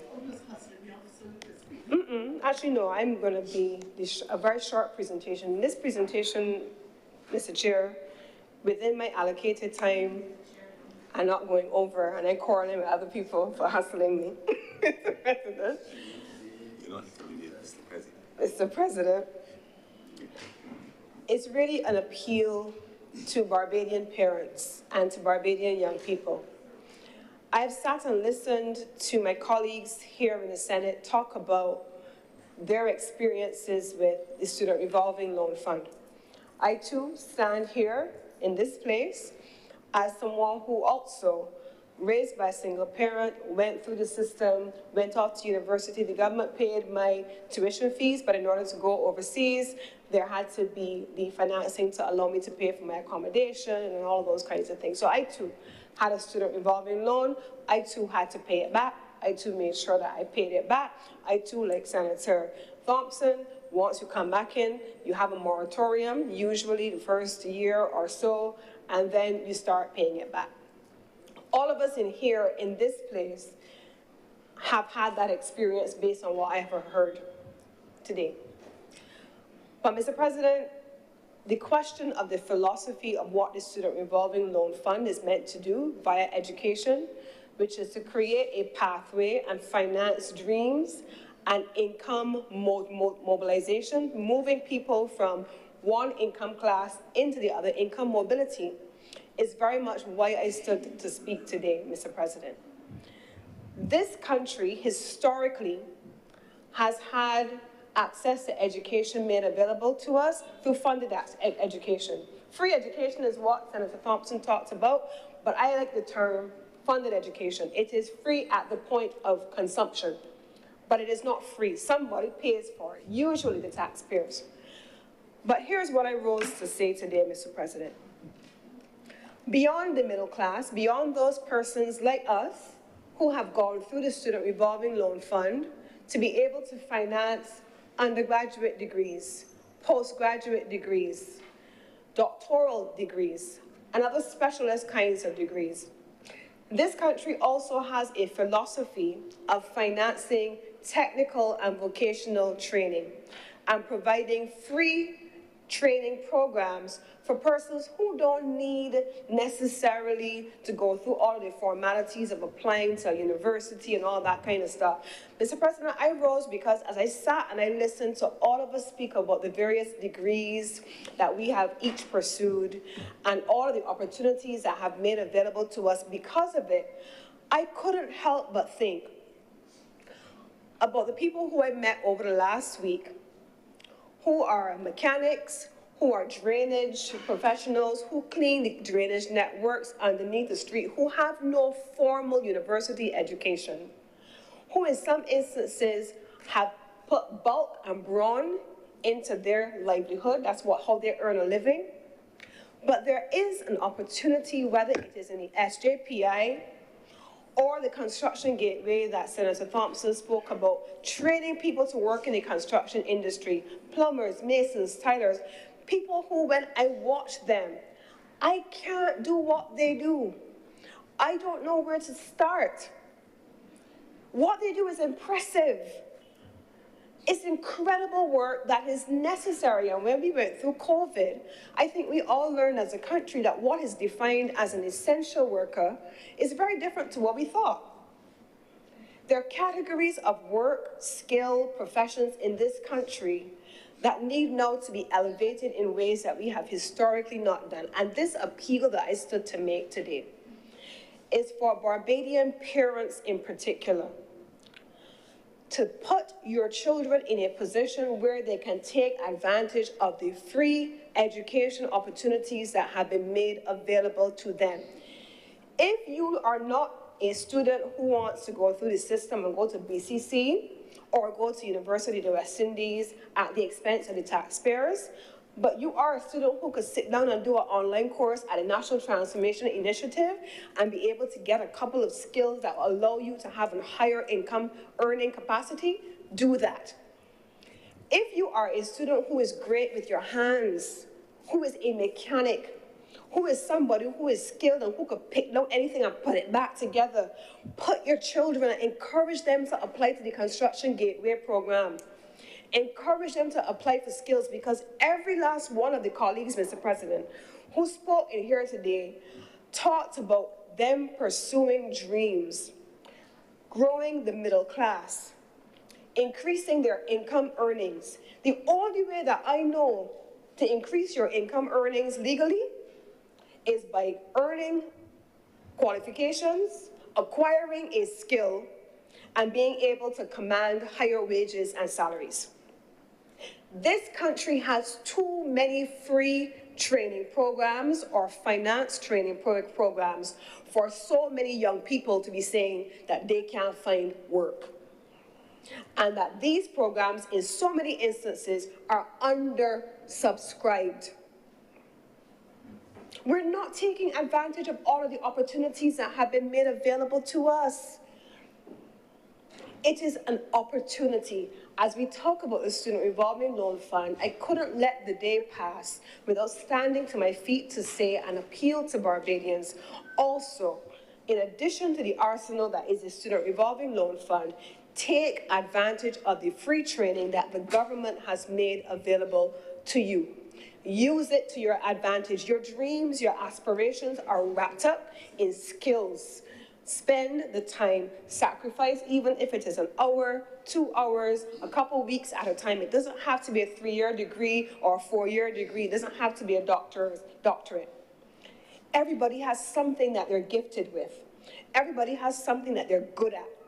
Find that thing, access your training programs, use your training programs, get a skill, and let us all finance dreams and fund dreams through the taxpayer's purse by way of the government, who has already made these things available to you. And with these few words, Mr. President, I'm obliged. Thank you very much, Senator Cummins. Senator, the Honourable Dr. Munro Knight. Thank you, Mr. President, and let me thank all of the honourable senators that have contributed to this afternoon's debate. It was a rich debate, again, stressing the importance of education, stressing the importance of this particular facility as well. And I think everything that has been said here today, in many respects, answered some of the queries as well that were put on the table as the different interventions unfolded. I wanted to provide some measure of assuredness to Senator Andre Worrell and others, I believe, who raised the question of whether or not the Student Revolving Loan Fund was paying attention to vocational training as well. So if you go on the Student Revolving Loan Fund site, you would see, Mr. President, that there is provision for access to funding for adult vocational education, post-secondary technical education as well, and in those areas as well as graduate and undergraduate studies. So that before, as I said in my presentation, where there was a focus on the traditional areas, the Student Revolving Loan Fund has made sure that it has embraced those technical and vocational areas as well for investment for Barbadians to also as well participate. There was a question, Mr. President, as well by Senator Worrell, which had to do with the composition of the board and the extent to which the composition of the board could make sure that the Student Revolving Loan Fund kept on the cutting edge of where the global economy was going, and to ensure that its portfolio, again, in terms of what it was offering, remained relevant. I just want to point out, Mr. President, if we look at the first schedule, even though the Accreditation Council, and the Accreditation Council is what Senator Worrell would have referenced specifically, the first schedule there, which speaks to the constitution of the board, we note that it does have a representative of the Ministry of Finance and Planning, as well, a representative of the Cave Hill campus of the University of the West Indies, and a representative of the Barbados Institute of Management and Productivity, nominated by the Executive Director of the Institute, and then 4 persons appointed by the Minister. So that even though there is not a specific reference to the Accreditation Council itself, the indication of these other members, the University of the West Indies, by MAP, and then provision as well for the Minister to also appoint persons will provide some surety that we will make sure that we have a board of directors that bring all of the necessary skills and experience. As well, again, if you go on the Student Revolving Loan Fund website, you would note that the Student Revolving Loan Fund has 3 specialist programs, one on cybersecurity, one on AI, and then also as well on digital transformation. And that program on cybersecurity and on AI, I think the cybersecurity program would have started in 2023. And I think the AI program perhaps coming on at the end of 2023 into 2024. So these, again, are recent programs that is demonstrating that the Student Revolving Loan Fund is looking to where the future is going. I know that the Deputy Speaker, Deputy President, we all get a speaker and chairman and everything. I don't know what happened in the water today, Mr. President. Would have asked about, where the future is going, where the job market is going. But I think what we are trying to do here in this bill with changing up how the board is configured, making sure that we have the right people on the board, bringing to front the whole issue of how we plan is an important part to making sure that we can identify those trajectories and then be able to match the portfolio of the Student Revolving Loan Fund and what it provides and what it funds, that there is the necessary match. There was a question, again, that came from Senator Nurse, as well, also referenced as well by the Deputy President in relation to the portfolio of the Student Revolving Loan Fund, and in particular its ability to recover the debts there, particularly for loans that are in arrears. I would have indicated in my presentation, and I will repeat, that we had a very, very large, what I would say is insolvency or high debt portfolio for the Student Revolving Loan Fund. That by the late, when it first started out, we had almost 90% of non-performing loans. Yeah, 90% of non-performing loans. By the late 1980s. By the 2000s, that moved from 90% to 60%. Mr. President, I think I would have referenced 64%. The number is 60%. By 2013, arrears then moved to 47. So we went from 90 to 60 to 47%. And as I would have indicated, by the end of March, it is now 11%. And with the aim as well, thank you, Mr. President, yes, we can clap for that. And by the end, with the aim that delinquency portfolio moves down to 5%, Mr. President. Mr. President, I can also as well invite all of the honourable members, as Senator Nurse would have indicated, the Student Revolving Loan Fund, make sure that it publishes all of its audited financial reports, so they're actually on the website. You can go and see. And as well, it provides information, again, as was requested, on the extent of its debt collection. And I want to read, Mr. President, from the report ending for March 31st, 2023. And with your permission, Mr. President, so I'm reading from that audited financial statement that is available on the website. And it indicates that the... Just be sure to make it a document of the House if it's not. Has it been laid in the Parliament already? This is... So I cannot speak to whether or not it's been laid. But you need to make it a document of the House if you're going to... Mr. President, And what year is it, again, for the record? 2022, 2023. Okay. Thank you, Mr. President. The report indicates that the remarkable level of net income generated in the financial year referenced in the report 2023 can be attributed mainly to the consistent management of the fund's arrears portfolio, resulting in the considerable number of loans being reclassified either as being current or in lower risk category. And it notes that this has translated into a reduction of 7.36 million in the loan loss provision for the year under review, and this has had a positive impact, Mr. President. So this would suggest, and although I cannot therefore provide the specific measures, that certainly the Student Revolving Loan Fund is doing well in order to make sure that it addresses, again, both non-performing loans and to aid in collection, which has resulted in a positive impact in the situation of the fund over time, to the extent now that it is in a position of profit, Mr. President.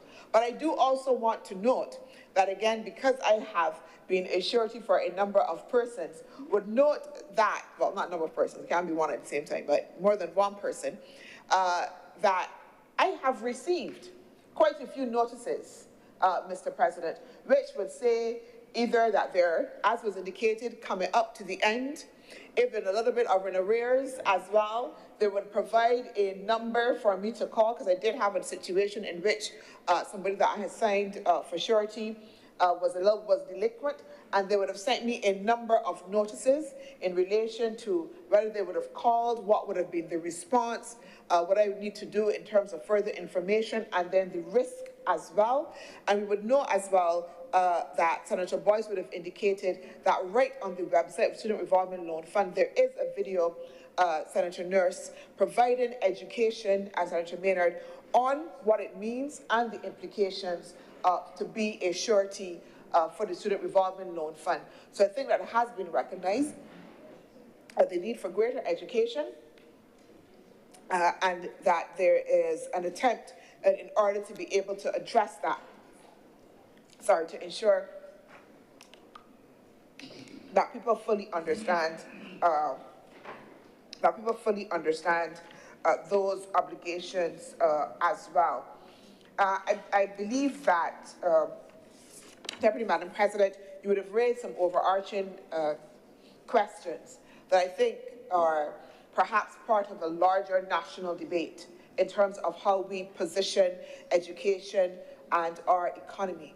I do note that the Ministry of Labour, Social Security and the Third Sector, I think it was in 2022, would have undertaken a labour market survey, looking again at the trends that were happening in the global market and where we are. Just as you were speaking, I would have gone onto the Ministry of Labour's website.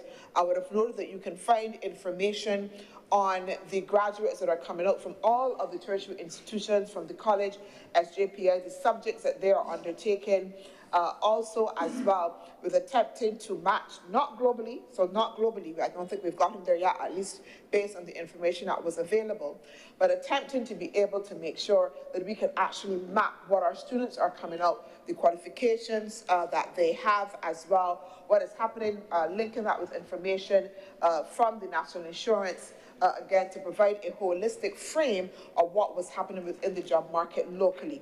But I would agree then that we need to do more just to kind of move that. But like I said, I do know that there was a recent study that was done in order to try to attempt to be able to do that. And that is also part of the work that happens within the social partnership as well. But agreeing that we need to have a larger debate amongst these issues. Mr. President, I believe that I have attempted to, as much as possible, respond in a holistic way to what has been raised, and as well, of course, the call from the Leader of Government Business that people take advantage of the opportunities that are available. Mr. President, I do know that, and I agree, there are a number of opportunities. For some reason, again, because we have that narrow frame of education that stops, for the most part, at secondary level, many young people do not take up the opportunities that are afforded, and not just, Mr. President, to go and do the traditional education. There are a number of courses offered on Coursera, for instance, there, that allow people to take courses free, and accredited, again, by international universities, but also as well very practical courses as well that can allow you to immediately then fit into the current job market. Through the Ministry of Youth, for instance, the Block Transformation Project, Project Dawn, offers a number of free courses right across. So traditionally where you would have to go, for instance, even at BCC and pay, or if you want to do any nursing courses, etc., under the Project Dawn, you have free access. And Project Dawn actually also offers you a stipend to go. You get a stipend. You get a stipend to go, and all of your materials are covered. We also have Construction Gateway. And and I know that people say the instant thing is that you want a job. We want a job. We want everybody to be able to be gainfully employed. But the competitiveness of the market means also that we need to be able to skill up. We have to be able to skill up. And that has to, again, like we did earlier in the discussion, has to be something that an individual also as well has to take responsibility for, even as much as government can provide all of the necessary resources that it can to be able to do so. So the provision of the government to provide the resources must also be met by the individual responsibility. Mr. President, with those words, and I hope that I have responded to all of the queries on the table, I beg that this bill now be read a second time. The question is that this bill be read a second time. Will those honourable senators in favour please say aye? Those against please say no. Methinks the ayes have it. Mr. President, I beg that Your Honour do not leave the chair and the Senate resolve itself into the committee for further consideration of this bill. The question is that I do not leave the chair and the Honourable the Senate resolve itself in the committee for further consideration of this bill. Will those honourable senators in favour please say aye? Aye. Those against please say no. Methinks the ayes have it.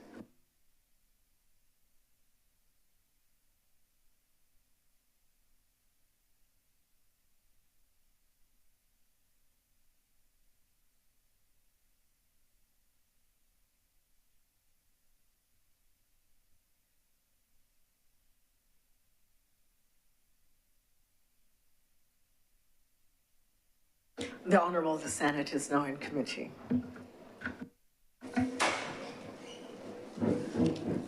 Madam Deputy President, do I have your permission to take the bill in parts? Yes, you do.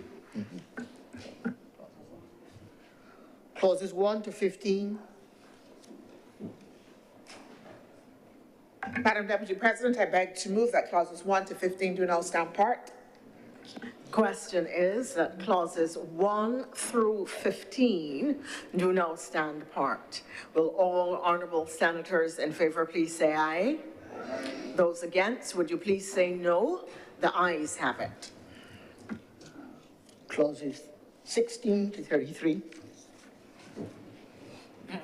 Madam Deputy President, I beg to move that clauses 16 to 33 do now stand part. The question is that clauses 16 through 33 do now stand part. Will all honourable senators in favour please say aye? Aye. Those against, would you please say no? The ayes have it. First schedule.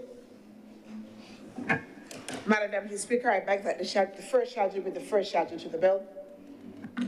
The question is that the first schedule be now the first schedule to the bill. All honourable senators in favour, please say aye.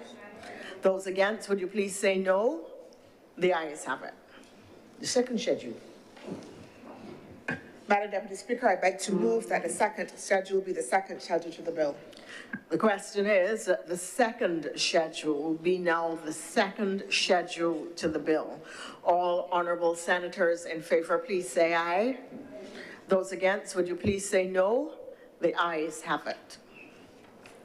Report. Madam Deputy Speaker, I beg to move that you do not report to His Honour the President the passing of one bill in committee. The question is that I do not report to His Honour the President the passing of one bill in committee. Will all honourable senators in favour please say aye? Aye. Those against, would you please say no? The ayes have it.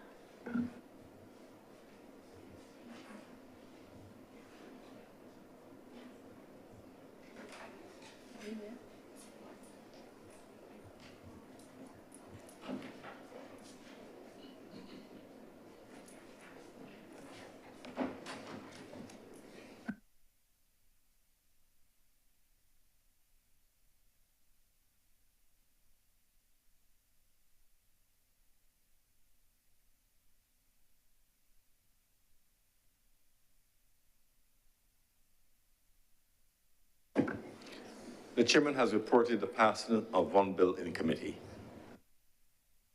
Mr. President, I beg to move that this bill be now read a third time.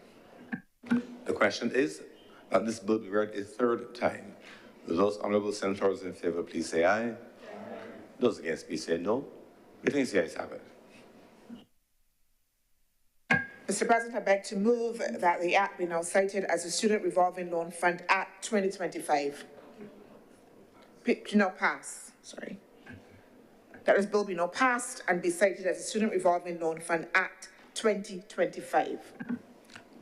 The question is that this bill do not pass and be cited as the Student Revolving Loan Fund Act 2025. Will those honourable senators in favour please say aye? Aye. Those against please say no. Methinks the ayes have it. This bill is now passed and so cited.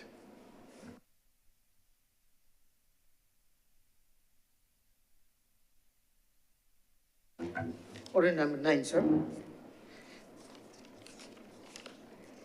in the name of the Honorable Leader of the Senate, to move the second reading of the Supreme Court of Judicature Amendment and Validation Bill 2025. Senator Cummings. Thank you very much, Mr. President. This is probably going to be my shortest presentation of a bill ever. This is an amendment and a validation in one. In the first instance, the bill before us attempts to create for the insertion of a new section 36A, which is what is in the document. This section specifically is meant to provide for the court to order a party to any proceedings to pay an interim payment to another party. Currently, in the existing legislation, there is no such power that exists, and so this section that has now been inserted, one, not only allows for the provision to be inserted, but it validates any previous orders that were made for interim payments in order to make those validation orders, to make those payments that were ordered valid. Thirdly, the bill also makes an amendment to the first schedule of the Act. So in the first instance, you have the insertion of a new section 36A, and then you have an amendment to the first schedule of the existing legislation, which now provides for hearings of proceedings connected to the Companies Act to be heard by the Commercial Division of the Supreme Court. So these are the three matters for the consideration of this honorable chamber. One, the insertion of new 36A to allow for the provision for interim orders to be made and paid to parties to a proceeding before the court. Two, to validate any such payments that have previously been ordered. And three, to allow for a schedule to be amended for the proceedings heard by the Commercial Division of the Supreme Court to be made applicable. And this is the matter before the Honorable Senate. And I beg to move that this bill now be read a second time. Thank you, Senator Cummings. Any speakers? Senator Kevin Boyce. Thank you, Mr. President.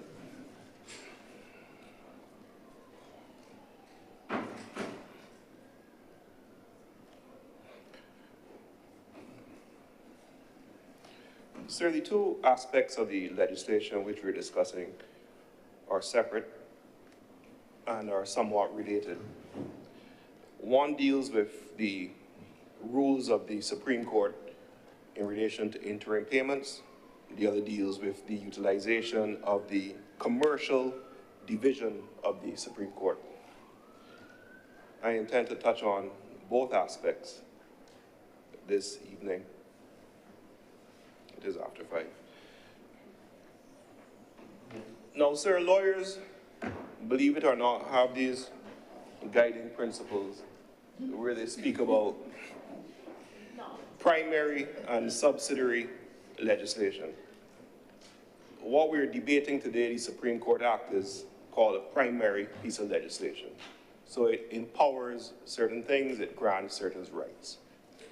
Subsidiary legislation, what you call rules, gives effect to the primary legislation, but subsidiary legislation doesn't have certain powers. So when we were talking earlier today, sir, in relation to the other piece of legislation, which everybody was talking about tint, and we were saying what it really is to deal with the penalty, that's a subsidiary legislation.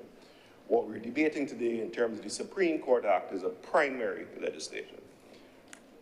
And this primary legislation is being amended because the government, recognizing recent decisions coming out of the courts, have said that they need to specify the power to make interim payments. Now, Mr. President, interim payments are payments that are made in the course of a trial. Practitioners will tell you that has been going on for over 30 years throughout the Caribbean. And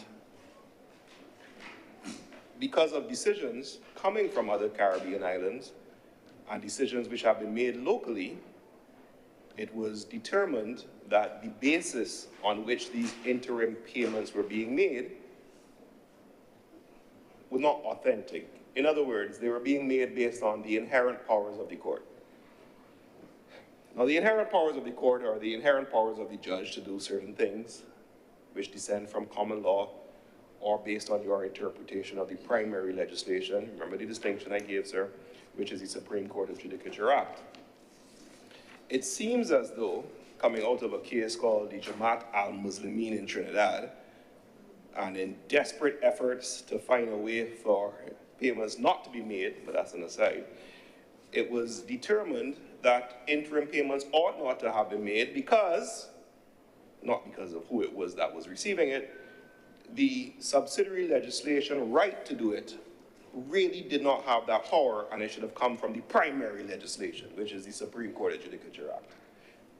That issue was raised in the courts of Barbados, and long story short, a determination made that we need to amend our Supreme Court of Judicature Act to expressly give the right to make interim payments. I believe that's the nicest, shortest way to describe what we're dealing with. There have, however, been a number of interim payments that have been awarded by the courts previously for matters dealing with personal injury being the most common cause, in that while matters meander through our system, and you would have heard in previous presentations by a number of speakers in here how long that takes, the interim payment remedy was seen as an opportunity to get some funding for the victim before the case comes to a conclusion. Now, I must say, sir, that I do not practice personal injury law, so if I need to be corrected, I'm sure I will be. So long story short, sir, what we're dealing with is legislation to specifically provide within the Supreme Court of Judicature Act the ability to make interim payments and to preserve certain previous interim payments that have been made. The rules which come out of the Supreme Court of Judicature Act were last majorly overhauled in 2008. So we're coming up on, let's say, 20 years within 3 years, sir. Those rules have been subject to a number of judicial interpretations. They have been what we call lucanas, I hope I pronounced that correctly, areas which need to be clarified within them, and they are constantly being interpreted, reinterpreted, and considered by judges. But then again, sir, if it was obvious and simple, certain persons in here would not have a job. The rules themselves, however, govern the actions before the court, and litigators are always urged to stay on top of them, and if they don't, they suffer the natural consequences. Now, sir, we can't have a discussion about the Supreme Court or the Supreme Court rules and the commercial division, which I'll come to shortly, without, of course, having a discussion with how the court is currently going. I like to make my utterances in terms of what the courts need or what they should be granted. I actually can tell a story that one judge thanked me and then ruled against me. So there's no bias in terms of what is being done. But sir, before I get into detail, let's talk about the commercial court, wherein the concept is the commercial division, is supposed to handle matters of a certain significance, and you heard the leader of government business say anything to do with the Companies Act. Now this all ties in, of course, to the whole, I assume, government's intention to make Barbados all this lovely stuff in terms of how we operate, doing business, and all the necessary terms to show that we are an efficient society in terms of doing certain commercial transactions. And I'm sure everyone will refer to the data that shows that if persons are unable to resolve disputes in a quick manner through the court system, it then results in lowered investment within the region. So, commercial division is established, I think, a few years back, along with the family. No, family was before, but it's supposed to be family, civil, and commercial, in terms of the divisions of the High Court. So family, as it says, deals with family matters, civil deals with regular civil dispute, and commercial is supposed to deal with certain types of matters, as we see the determination being made with matters with regard to the Companies Act. And these matters, Mr. President, you will well be aware, are not sexy at all. and deal with companies and directors and shareholders and rights and oppressions and all the different aspects of which, you know, it does provide a decent living, but it comes at a price wherein you are forced to argue areas of law that nobody besides maybe Senator Nurse will be too interested in as you wax poetic as to various rights that we withhold. But I digress, sir. Sir, long story is that we cannot have a discussion about this legislation without perhaps looking at how the courts are currently doing.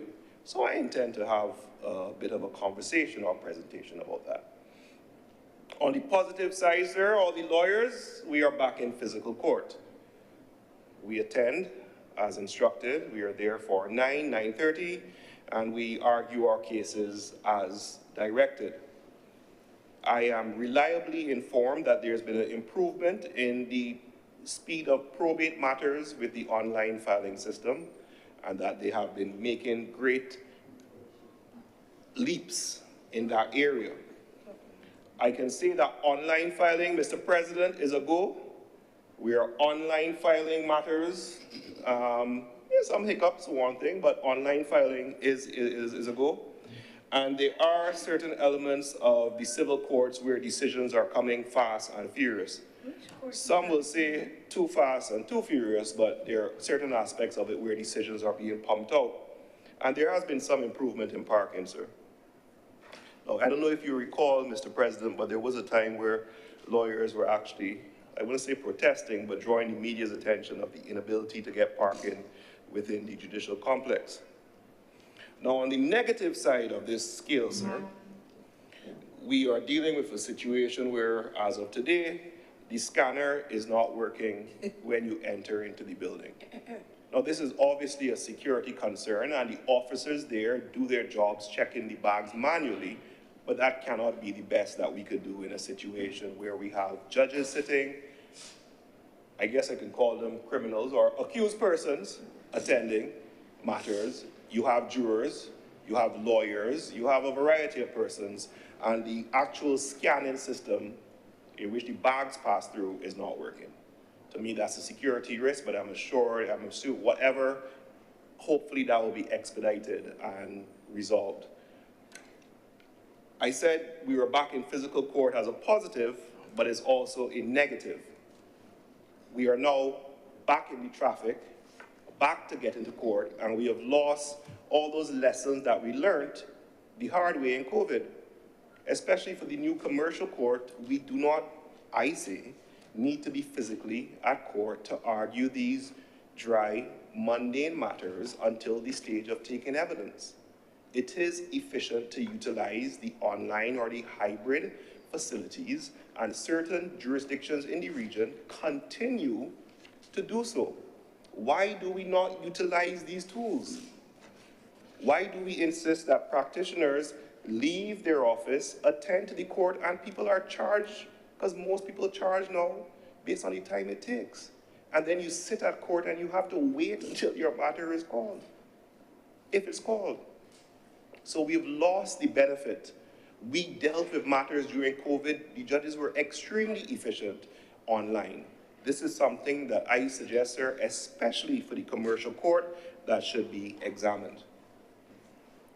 Sir, I said the online filing was working. That's what I said on the positive side. But on the negative side, even though the online filing is working, you still have to bring physical copies of the documents that you file online to the registry. So you have to do your online filing digitally, and then you print out your physical copy. It's true, Mr. President. You print out your physical copy and you take it to the registry, because there's not, I understand, they don't have the printers and the necessary stuff to print the documents for, however. So you do online filing, but you still have to provide physical copies. That to me seems to be foolishness, is the word. Not in keeping with the whole concept of online filing, sir. Okay? I have a note here saying it's a cart before the horse type of scenario. Does that mean foolishness? Sir, there continues to be an issue with getting hearing dates for certain type of matters, especially if it's a matter where a temporary judge was appointed and is no longer there. So if your matter is tracked before a judge, because they have different systems, they have fancy names, gems, and all type of thing, that the matters were controlled by a specific judge. Because you had temporary judges, and the temporary judges are no longer there, temporary, the matter exists in a state of abeyance, in which despite efforts to prompt the personnel to have it assigned, some of them still remain in what we call the purgatory, sir. Now, there are matters when they are assigned to a judge who is permanent, move within that judge's bosom. The problem is not all matters are like that. Sir, getting decisions, I said some were coming fast and furious, but in everything in life there's a balance. Some are not coming at all. Some have been outstanding for years, sir. So it was a near holiday amongst the practitioners where over 20-something decisions were given in one day. Now, some will argue about the decisions or however, but the decisions were given. And that's why we have a court of appeal, so then, however you feel about a decision, you can deal with it someplace else. But that is not the norm, sir. And the concept and the issue with decisions remaining outstanding remains. Sir, despite what I would say is some public's perception, our judges are working. I just came from occupying a court where the judicial officer was supposed to be on vacation, but because they were saddled with an urgent injunctive matter, there was no vacation. We took up 3-4 weeks of the time. The question remains resources to allow these type of matters to be dealt with efficiently while allowing the judicial officers the time to give decisions. Because if they're hearing matters all the time, they're not in a position to give the decisions. And I say this without fear or favor because, as I told you, sir, I was thanked and I was ruled against. At the end of the day, I'm glad that Senator Minister Reid is here. We really have to look at the uptake of technology. Sir, the civil/commercial judges are still taking notes by longhand. They're still writing notes. If your point is sensible, if they're writing, we have the technology to record what is being said. When we were doing the matters online, teams would say, hey, you finished this presentation, here's your statement of all the things that were said. The digital uptake, and I know Senator Reid said he will champion this cause, needs to be pushed. We can utilize the AI transcript tools without replacing people. We can utilize the transcript recording tools without replacing persons. And we can have a system where recording is done if the judges are given the technology.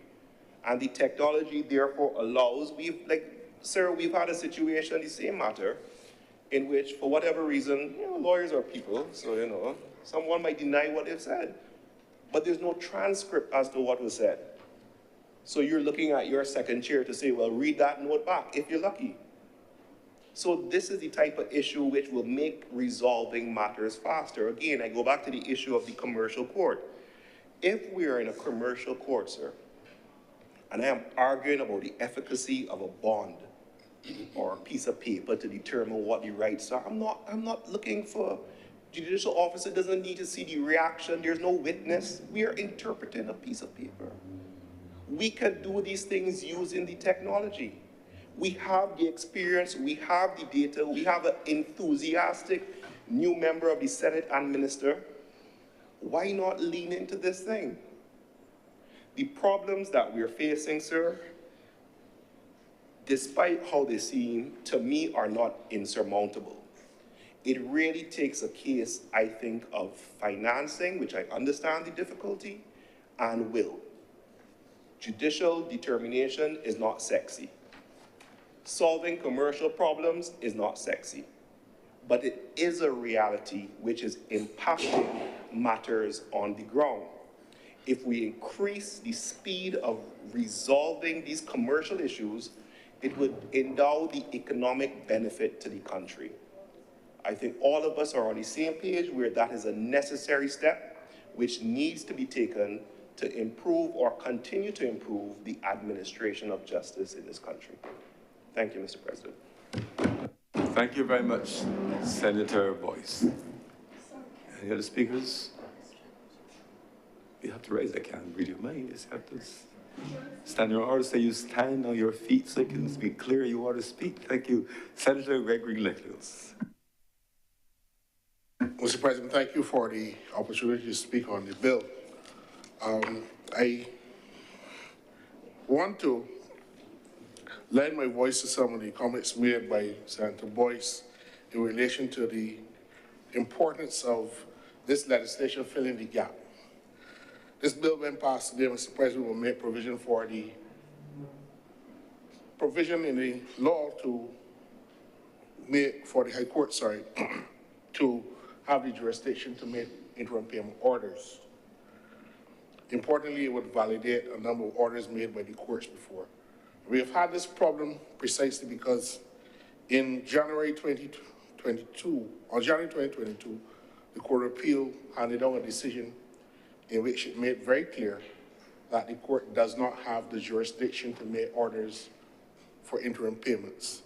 It created shockwaves, not only in the legal system, but also within the insurance sector, because many people who have suffered from road traffic accidents or work-related accidents were receiving interim payments to pay for their medical bills, treatment, et cetera, We're getting this support from insurance companies, and all of a sudden this stopped overnight because the court ruled that when we look at the law of Barbados, there is nothing that authorizes the court to make an interim payment. And the members of the public might question why this is so, but the truth is that the interim payment basically means that the court is giving you some money on account of the damages that you are likely to get at the end of the matter before the matter concludes. So that is why it is an interim payment. So in January, the Court of Appeal made a decision that the High Court doesn't have jurisdiction. And by May 9th, 2025, the bill was laid in this Parliament. And to respond to that lacuna in the law, the gap between where the law is and what the practice among the judges and lawyers has been for many years. And I think Senator Boyce said 30 years, but I'm sure the ability of the court to grant interim payments goes back longer than 30 years, perhaps even 50 or 60 years. It has been a feature of justice in which the courts look at the matter before it, and judges have routinely granted interim payments. And it is not any matter that can get an interim payment, because in almost in all of the cases, judges would only grant an interim payment where liability between the claimant and the defendant is not in dispute. So where there is a dispute between who caused the accident, whether it's at work or whether it's on the roads, you're not likely to get an interim payment because the court is unable at an early stage of the matter to determine where the matter will go. So it has almost always been in a situation, Mr. President, where the parties have no disagreement as to who is at fault. So the defendant knows that in the end, I am likely to have to pay these damages, and it would be better if I pay early because interest attracts to the awards of damages from the date of the filing of the claim in any event, so you pay up front. Now, the purpose of it is to make sure, as I said, the injured party or the claimant does not stay out of their money for too long. And we understand that the interim payments, as said by Senator Boyce, has been an important weapon in the armory of the courts to do justice at an early stage of the matter. And people lose their earnings, people have to expend money and meet future expenses. We all as lawyers experience a situation where medical bills mount up, and this is the only way that they can get the medical treatment that is necessary to put them in a better place. Sir, it is important to understand why government is coming with this amendment and validation. The Court of Appeal accepted the argument that the High Court had no jurisdiction to grant or make orders of interim payments, even though the courts for many decades have done so. And principally, the court is basically saying that the defendant can only be ordered to pay after the full matter has been adjudicated. Now, some practitioners, some lawyers have argued that this is a troublesome ruling by the Court of Appeal because presently, if you go to the Supreme Court of Judicature Act, Section 82 says that the Rules Committee can make rules that make provision for an interim payment, so that there is a mention of an interim payment in the law. It says that the Rules Committee can make rules to provide for interim payments. And certainly the CPR, the Civil Procedure Rules, is an example of such a rule making provision for interim payments. The Court of Appeal, however, accepted that there is, or the argument was presented on behalf of the appellant in that case, that there was a difference between the existence of the power to make the interim payment, which is the jurisdiction to make it, and the regulation of that power. So that is the argument accepted by our Court of Appeal. Some would say that is a distinction without a difference. It was found that, and the court uses this language coming out of a case from Jamaica, that the base metal of the civil procedure rules cannot, by judicial alchemy, convert or produce the goal of conferring substantive rights. So that you can't use the procedural rules, which detail, in essence, how you make the applications for interim payments to create the right to an interim payment. Many legal contemporaries, or my legal contemporaries, Mr. President, have hailed this bill as timely and welcome its passage through the House. I really understand the reasoning of the Court of Appeal and agree that there's no statutory basis for the court to make an order for interim payment. And while I support the bill before the House, I really don't accept what really is the court's reasoning when you flesh it out, that that the Barbadian courts have been getting it wrong for many years, or that the courts have been acting unlawfully. I don't accept that in granting an interim payment, the courts have been wrong. I say that because, Mr. President, the Barbados courts were applying the law of Barbados. The judge-made law of Barbados, in the same way the judge-made law of England, where judges can address matters that come before the courts routinely in England, which have not been addressed by the Houses of Parliament in England, but the judges can deal with the matter and render a judicial decision that is fair and just. We call it the common law, which was received when Sir William Courtine and his men landed in Barbados in 1627 as part of the laws of Barbados. So the common law, which is the judge-made law of England, has been received as the laws of Barbados, and until this sovereign parliament makes law, the common law of England applies in Barbados. It still does. So my challenge with the decision is that it accepts the view that there's nothing called Barbadian law, or for example, Caribbean law, that our judges cannot make a judicial determination on a matter to render a just and a fair outcome for the litigants before it. And Mr. President, that is the only problematic aspect of the decision. And it is problematic because we are now, Mr. President, 60 years into independence within the Caribbean. The law faculty has been in existence for almost 50 years. The Caribbean Court of Justice is now approaching 20 years as a highest third-tier appellate court. And the jurisprudence that has emanated from Caribbean societies speak to the lived reality of Caribbean people. And not all of the English concepts can fit within our own reality. And that is a fact. And several instances have occurred where our parliaments have had to remedy and ameliorate the situation where the English law has not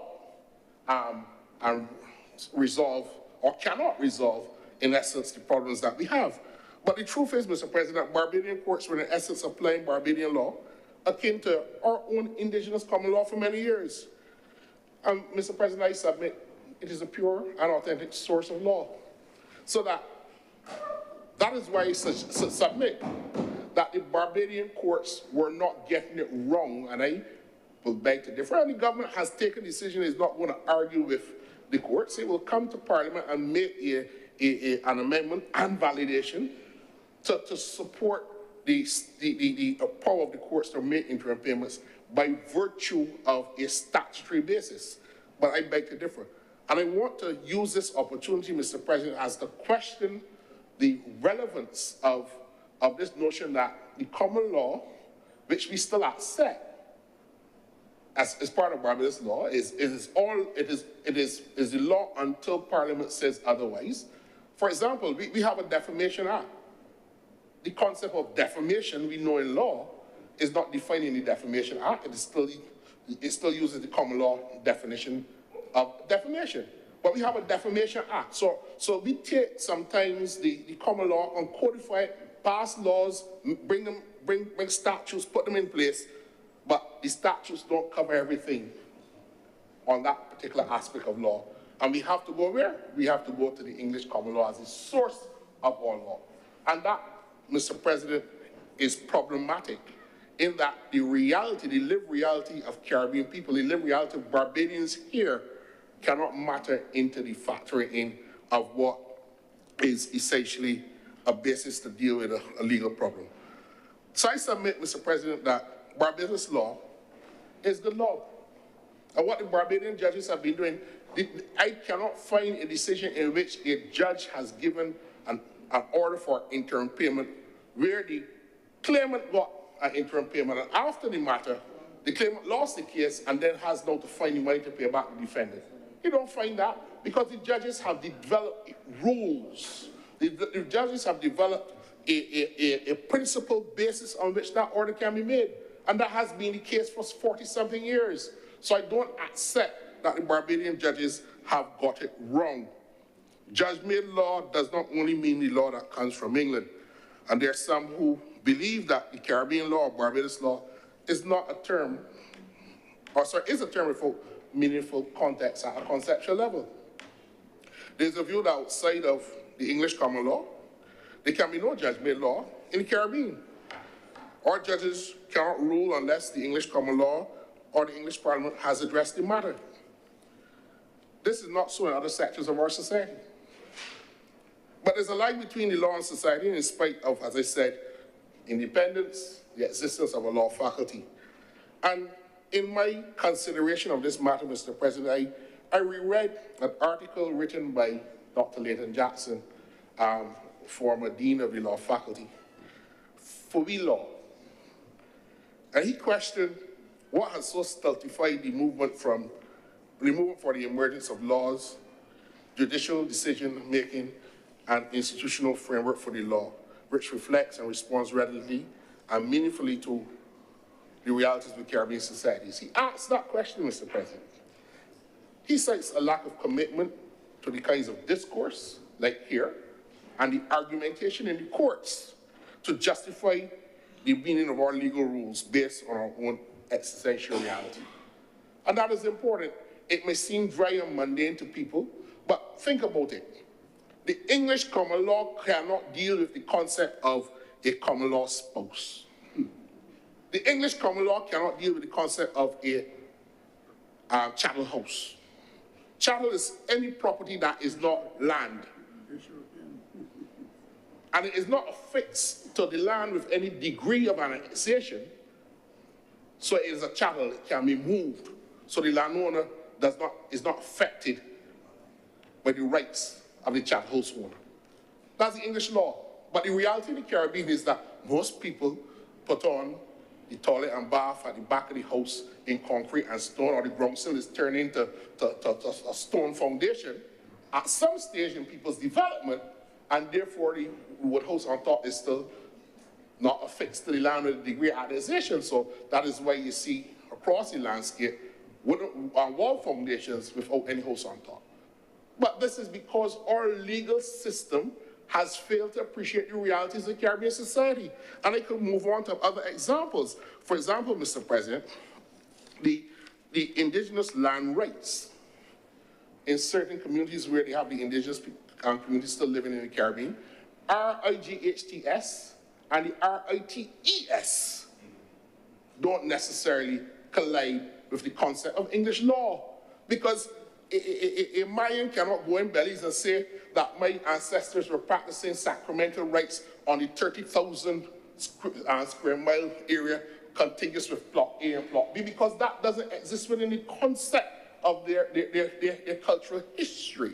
But when they come to the court cannot deal with it, and you find the CCJ is having to case manage and appeal at that level, because the concept of rights and rights, the two different concepts, can collide. And how are we as a Caribbean people still trying to use English law? So I say all of that against the backdrop that we have to be committed to a discourse and argumentation of our law. We accept, and the government accepts, the ruling of the court, and this is a perfect example of the rule of law in motion, that the courts will rule and the government accepts the ruling, and this is why we're putting it on a firm foundation. But I don't want young students or young lawyers to think that we are ever powerless to create legal solutions to our own lived realities, and that we must only accept the lived reality. And why that is dangerous, because we don't have this particular problem in Barbados, but there's a recent decision out of St. Lucia, where they have left in their law a provision that says that the law as developed by the Parliament of England in relation to certain things is the law of St. Lucia. And during the current Sable case, the English Parliament changed the law, and that automatically became the law of St. Lucia. And there's a well-known defamation case between the current Deputy Prime Minister and the Leader of the Opposition, Hiller versus Chastanet. And if you read it, it is troubling to the extent that we have a sovereign Caribbean country to this day that still subjugates itself to the actual dictates of the present British Parliament as being able to create its own law in this time. Huh? That is a...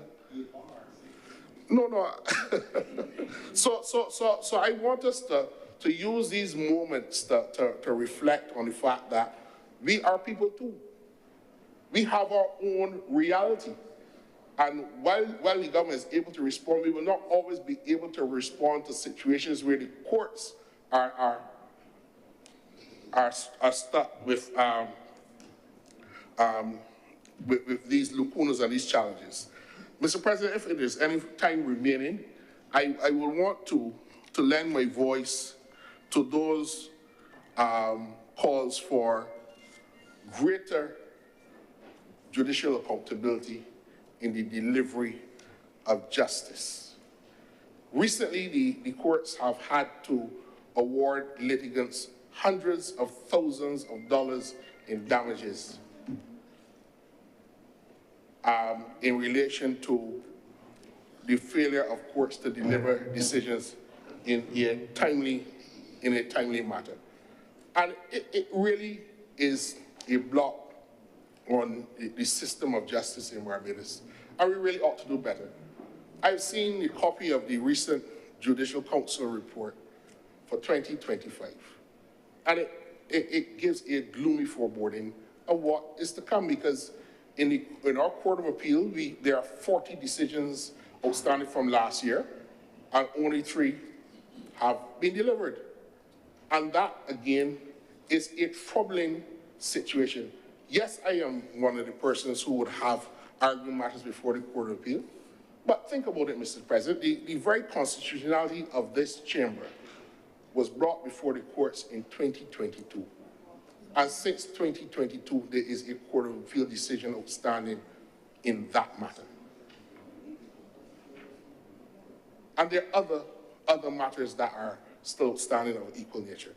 And if the Court of Appeal is as it is, what is it to say to the lower courts?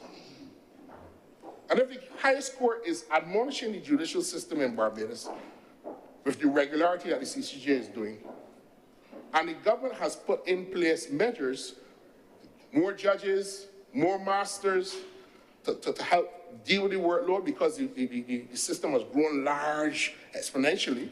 So the workload of judges has been tremendous, and acting judges to make sure that it can lighten the burden.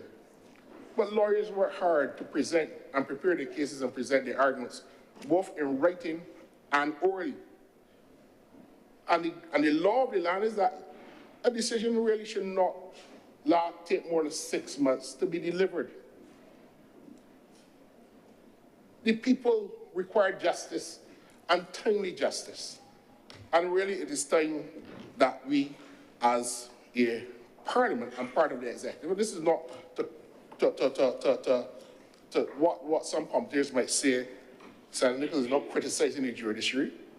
And if that may be so, I'm right to do so, because we are a co-equal branch of the state.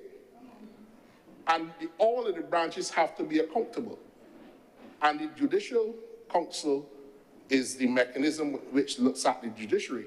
But at the same time, this parliament must send a strong signal that if the resources are not being allocated for the efficient running of the system, then we have a problem. So we need to address that. But at the same time, you cannot sit down for years, 7 years, to determine simple matters, not even a substantive trial.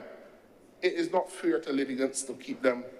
And I use this as an opportunity, Mr. President, to really ask for some more accountability on the part of the judiciary to ensure that ordinary people get justice in this country. It cannot be a situation. Mr. President, I can tell you there are decisions outstanding from 2008 in cases I've argued in 2008 that have not yet been delivered. I'm sure that the other legal members of the fraternity have similar time spans in matters, right? And some of the judges have retired, right? Right? So that we are not here trying to take care of our pocket.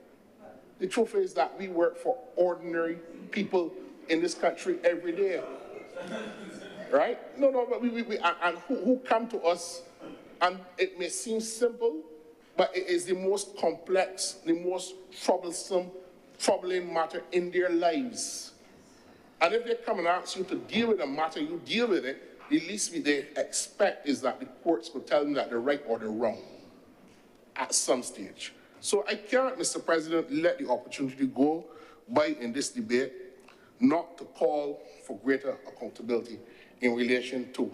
As a practitioner, Mr. President, I can tell you, I will continue to make sure that we advocate for the rights of the people within the system of justice to ensure that it continues to flow evenly and fairly so that all can have their day in court.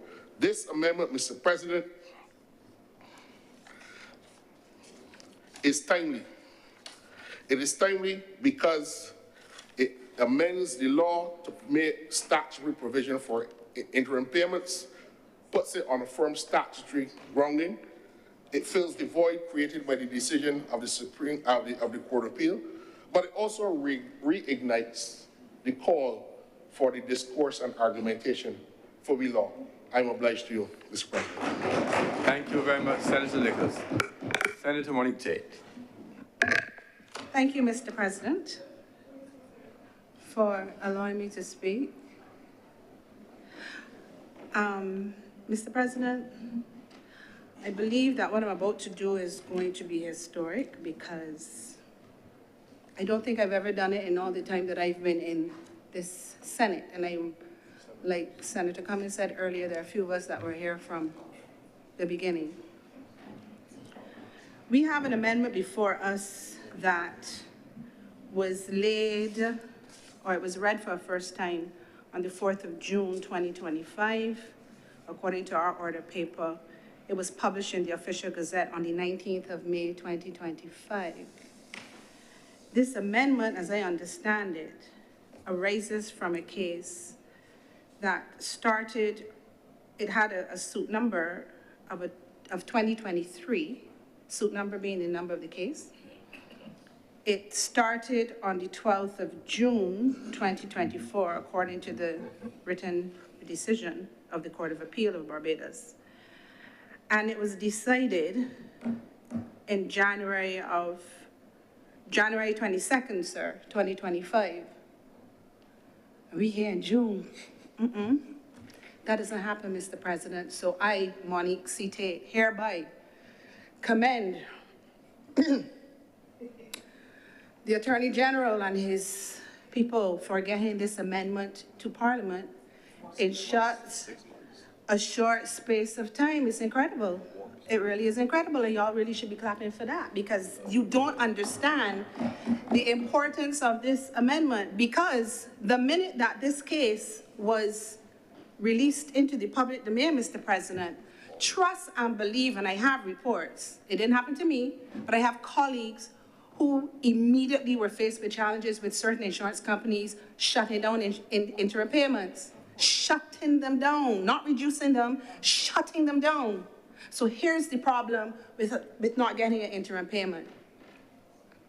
And that's the, oh boy, that is why my tongue will not stick in the top of my mouth. I am going to commend the Attorney General, because when I saw the decision, I was like, Lord, what are we going to do? Things in Barbados take very long. If they take long with this, there are a lot of people who will be adversely affected. And we're not talking about scammers who do not have whiplash but wear a collar till it's black. If you see a black collar, that person does not have whiplash. I have had whiplash. I have 2 vertebrae out of line. I have been in serious accidents. When you have whiplash, you're not playing with a collar. You're wearing it because you need it. I was injured to the point where I cannot lift my own head. So I was like this, and people had to lift my head and then put on the collar. So if you see a black one, that's a scammer. But there are people who are genuinely injured. They need interim payments for a number of reasons.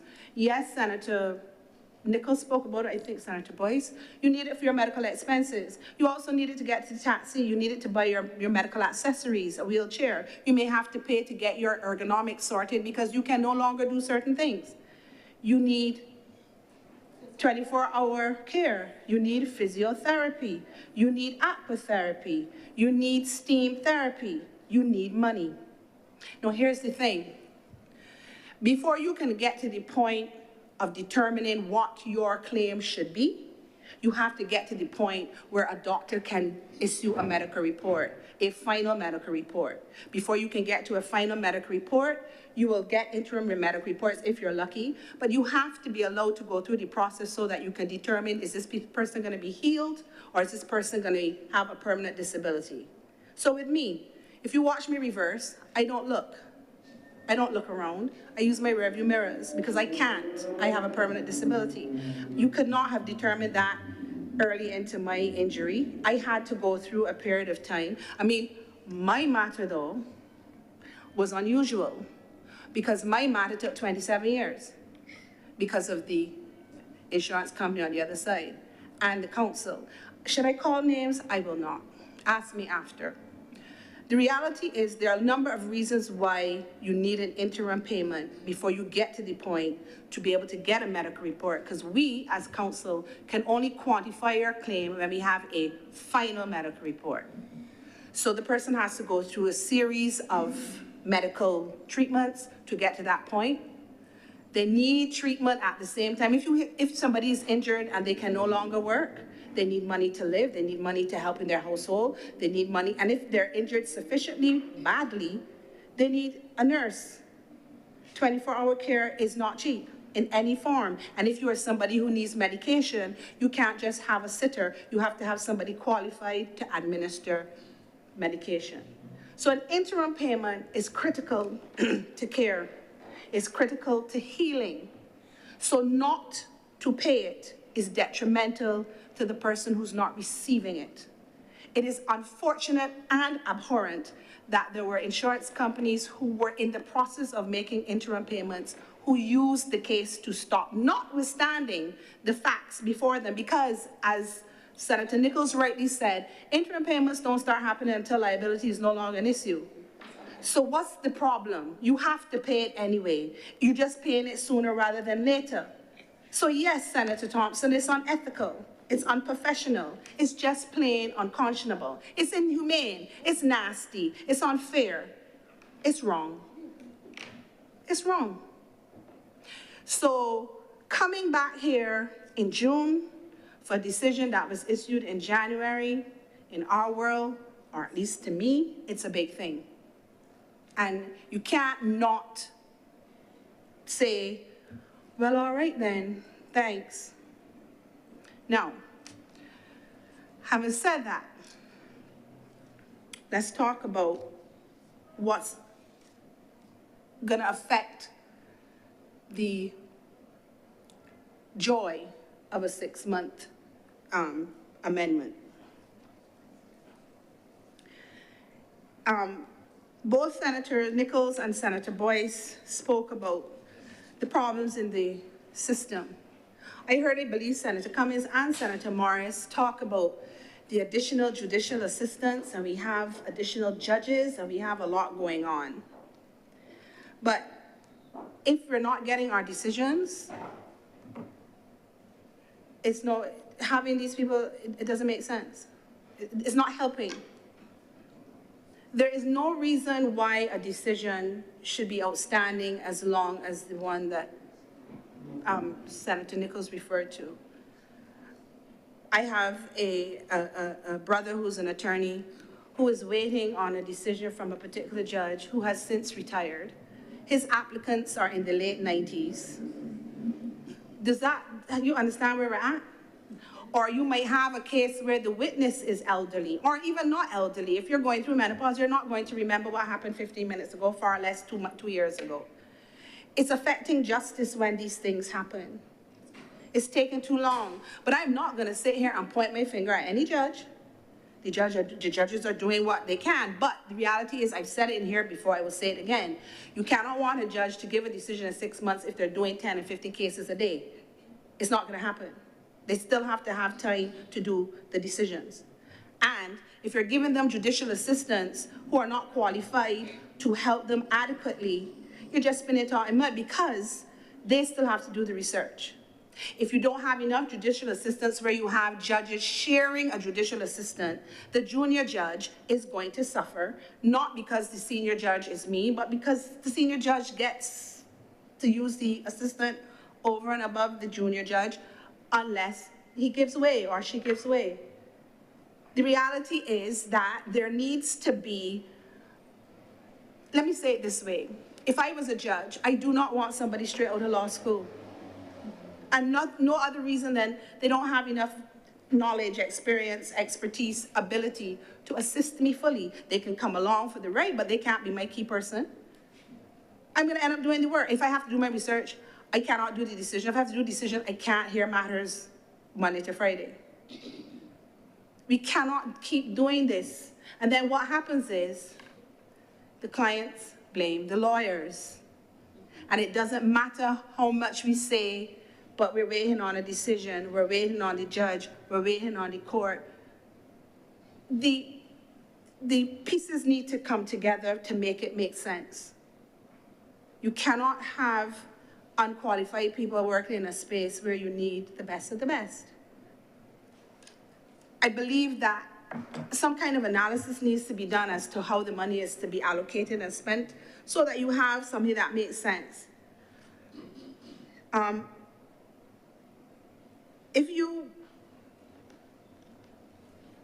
going to step on a limb here. I don't do as much court as I used to, so I'm going to say it. If you have judges who have outstanding decisions and they're due to retire, and they can retire without doing the decision, that's flawed. Because there are other parts of the jurisdiction, other jurisdictions where, in order for you to, you can retire, but in order for you to start receiving your retirement payment, you have to finish your judgments. Because in some cases, if you do not finish your judgment, the case got to start over. Seriously? That's what we're doing? And you've gone off into the sunset with your retirement? I'm not saying don't retire, I'm saying do your cases though. We have certain people who are out 20-something cases. That's not right. That's not fair. That's not fair to the lawyer. That's not fair to the claimant. That's not fair to the respondent. That's not fair to anybody. And I think the time has come for the relevant persons within the government to look at how we deal not only with the backlog, we say that all the time, backlog, backlog, backlog. We also have to look at what happens to a judge who is about to retire or who retires, and they don't finish the work, or change the legislation to make provision for somebody to come and read the notes up to that point, and only if the notes are taken in accordance with how, I think it was Senator Boyce or Senator Nichols, it has to be verbatim. You can't ask somebody to come in the middle and finish a case that they were not party to, but something has to happen, because retirement you can manage, but if the person gets ill, you can't manage that. The thing is to not let anybody get to the point where they have so many cases outstanding that if they get ill, it's a problem. You need to, while they're well, you need to let judges have the time to get their decisions done. How can you be having a court list that still has on 10 and 50 double digits? Either their cases are going to be done superficially or you're going to get a lot of adjournments. That does not help the backlog. And you need to give the Supreme Court registry the staff that it needs to get the job done. And it doesn't necessarily mean numbers. You need to get people who know what they're doing. Why do you keep moving people who have gotten it right? You move people who know what they're doing and bring people who know have to learn. Meanwhile, work is outstanding. It should never be that qualified litigators are saying they're going to stop litigating because the process is so flawed, so tedious. It should never be that probate and all of those matters that could generate income for the government in terms of fees are sitting there. It took me 3 years to get a letters testamentary for a gentleman that I did the will, and the problem was not one that should have required a 3-year wait. There's a problem, it needs to be addressed. I'm glad for this amendment as it relates to the interim orders. It needed to be, it's unfortunate that it needed to be made a law to get the insurance industry to do the right thing.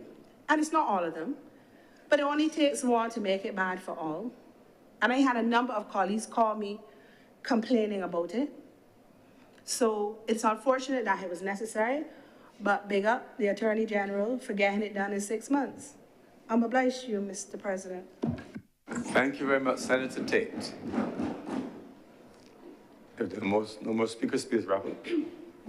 Thank you very much, Mr. President. I want to thank the honorable senators who have spoken, Senator Kevin Boyce and Senator Gregory Nichols were in fine teaching form today, and I believe that the Senate and those who are listening to them benefited from measured, tempered, comprehensive, easy to understand presentations on how this legislation that is before this honorable chamber today collides, and I use Senator Nichols' word, collides with the existing legislation. We saw what I can at best describe as really a genuine legal masterclass from these two gentlemen in their presentations, and I want to commend them for their submissions to this honorable chamber. I want at this time, Mr. President, to be as brief in my wrap-up as I was in my presentation initially. Thank you also to Senator Monique Tate for her submission as well on the practical implications of the initial finding of the court and how it impacted people and their lives. And with these very few words, Mr. President, I beg to move that this bill now be read a second time. The question is that this bill be read a second time. Those honorable senators in favor, please say aye. Aye. Those against, please say no. The ayes have it. Mr. President, I beg to move that Your Honor do now leave the chair and the Senate resolve itself into committee for further consideration of this bill. The question is that you do not leave the chair and the Senate resolve itself in the committee for further consideration of this bill. Will those honorable senators in favor please say aye? Aye. Those against please say no. The ayes have it.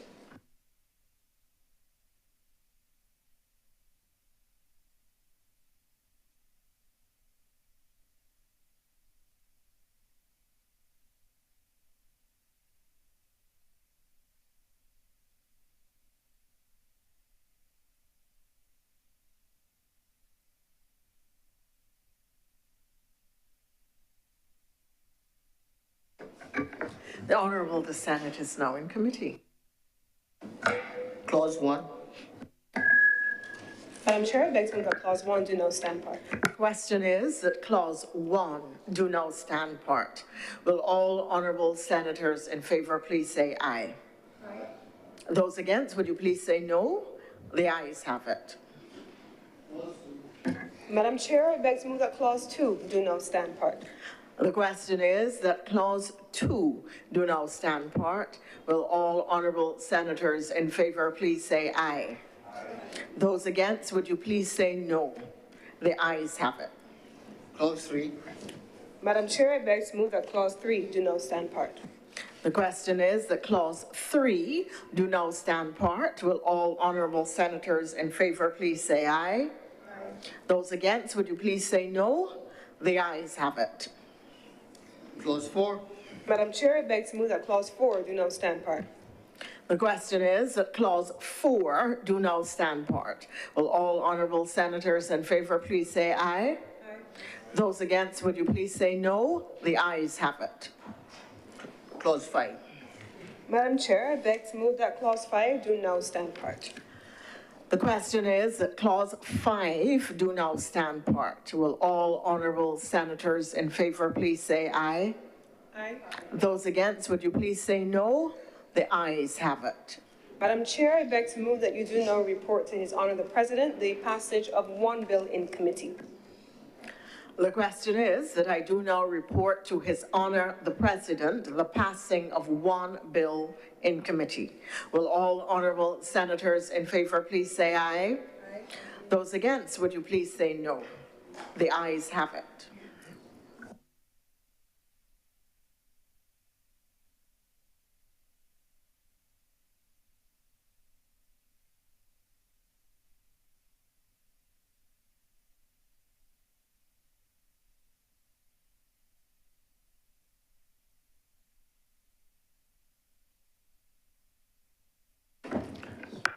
The chairman has reported to me the passing of one bill in committee.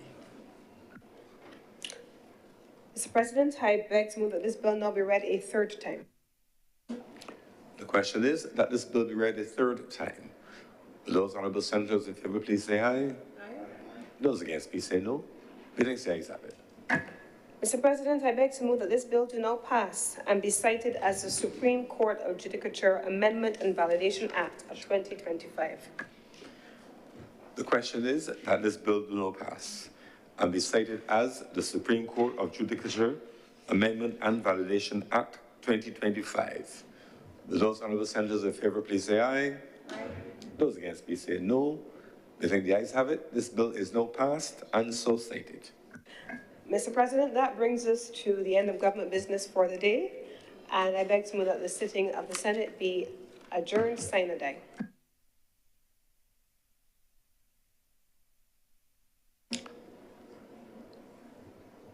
The question is that this sitting of the Honourable Senate be adjourned sine die. Will those honourable senators in favour please say aye? Aye. Those against please say no. Methinks the ayes have it. This sitting is accordingly adjourned sine die.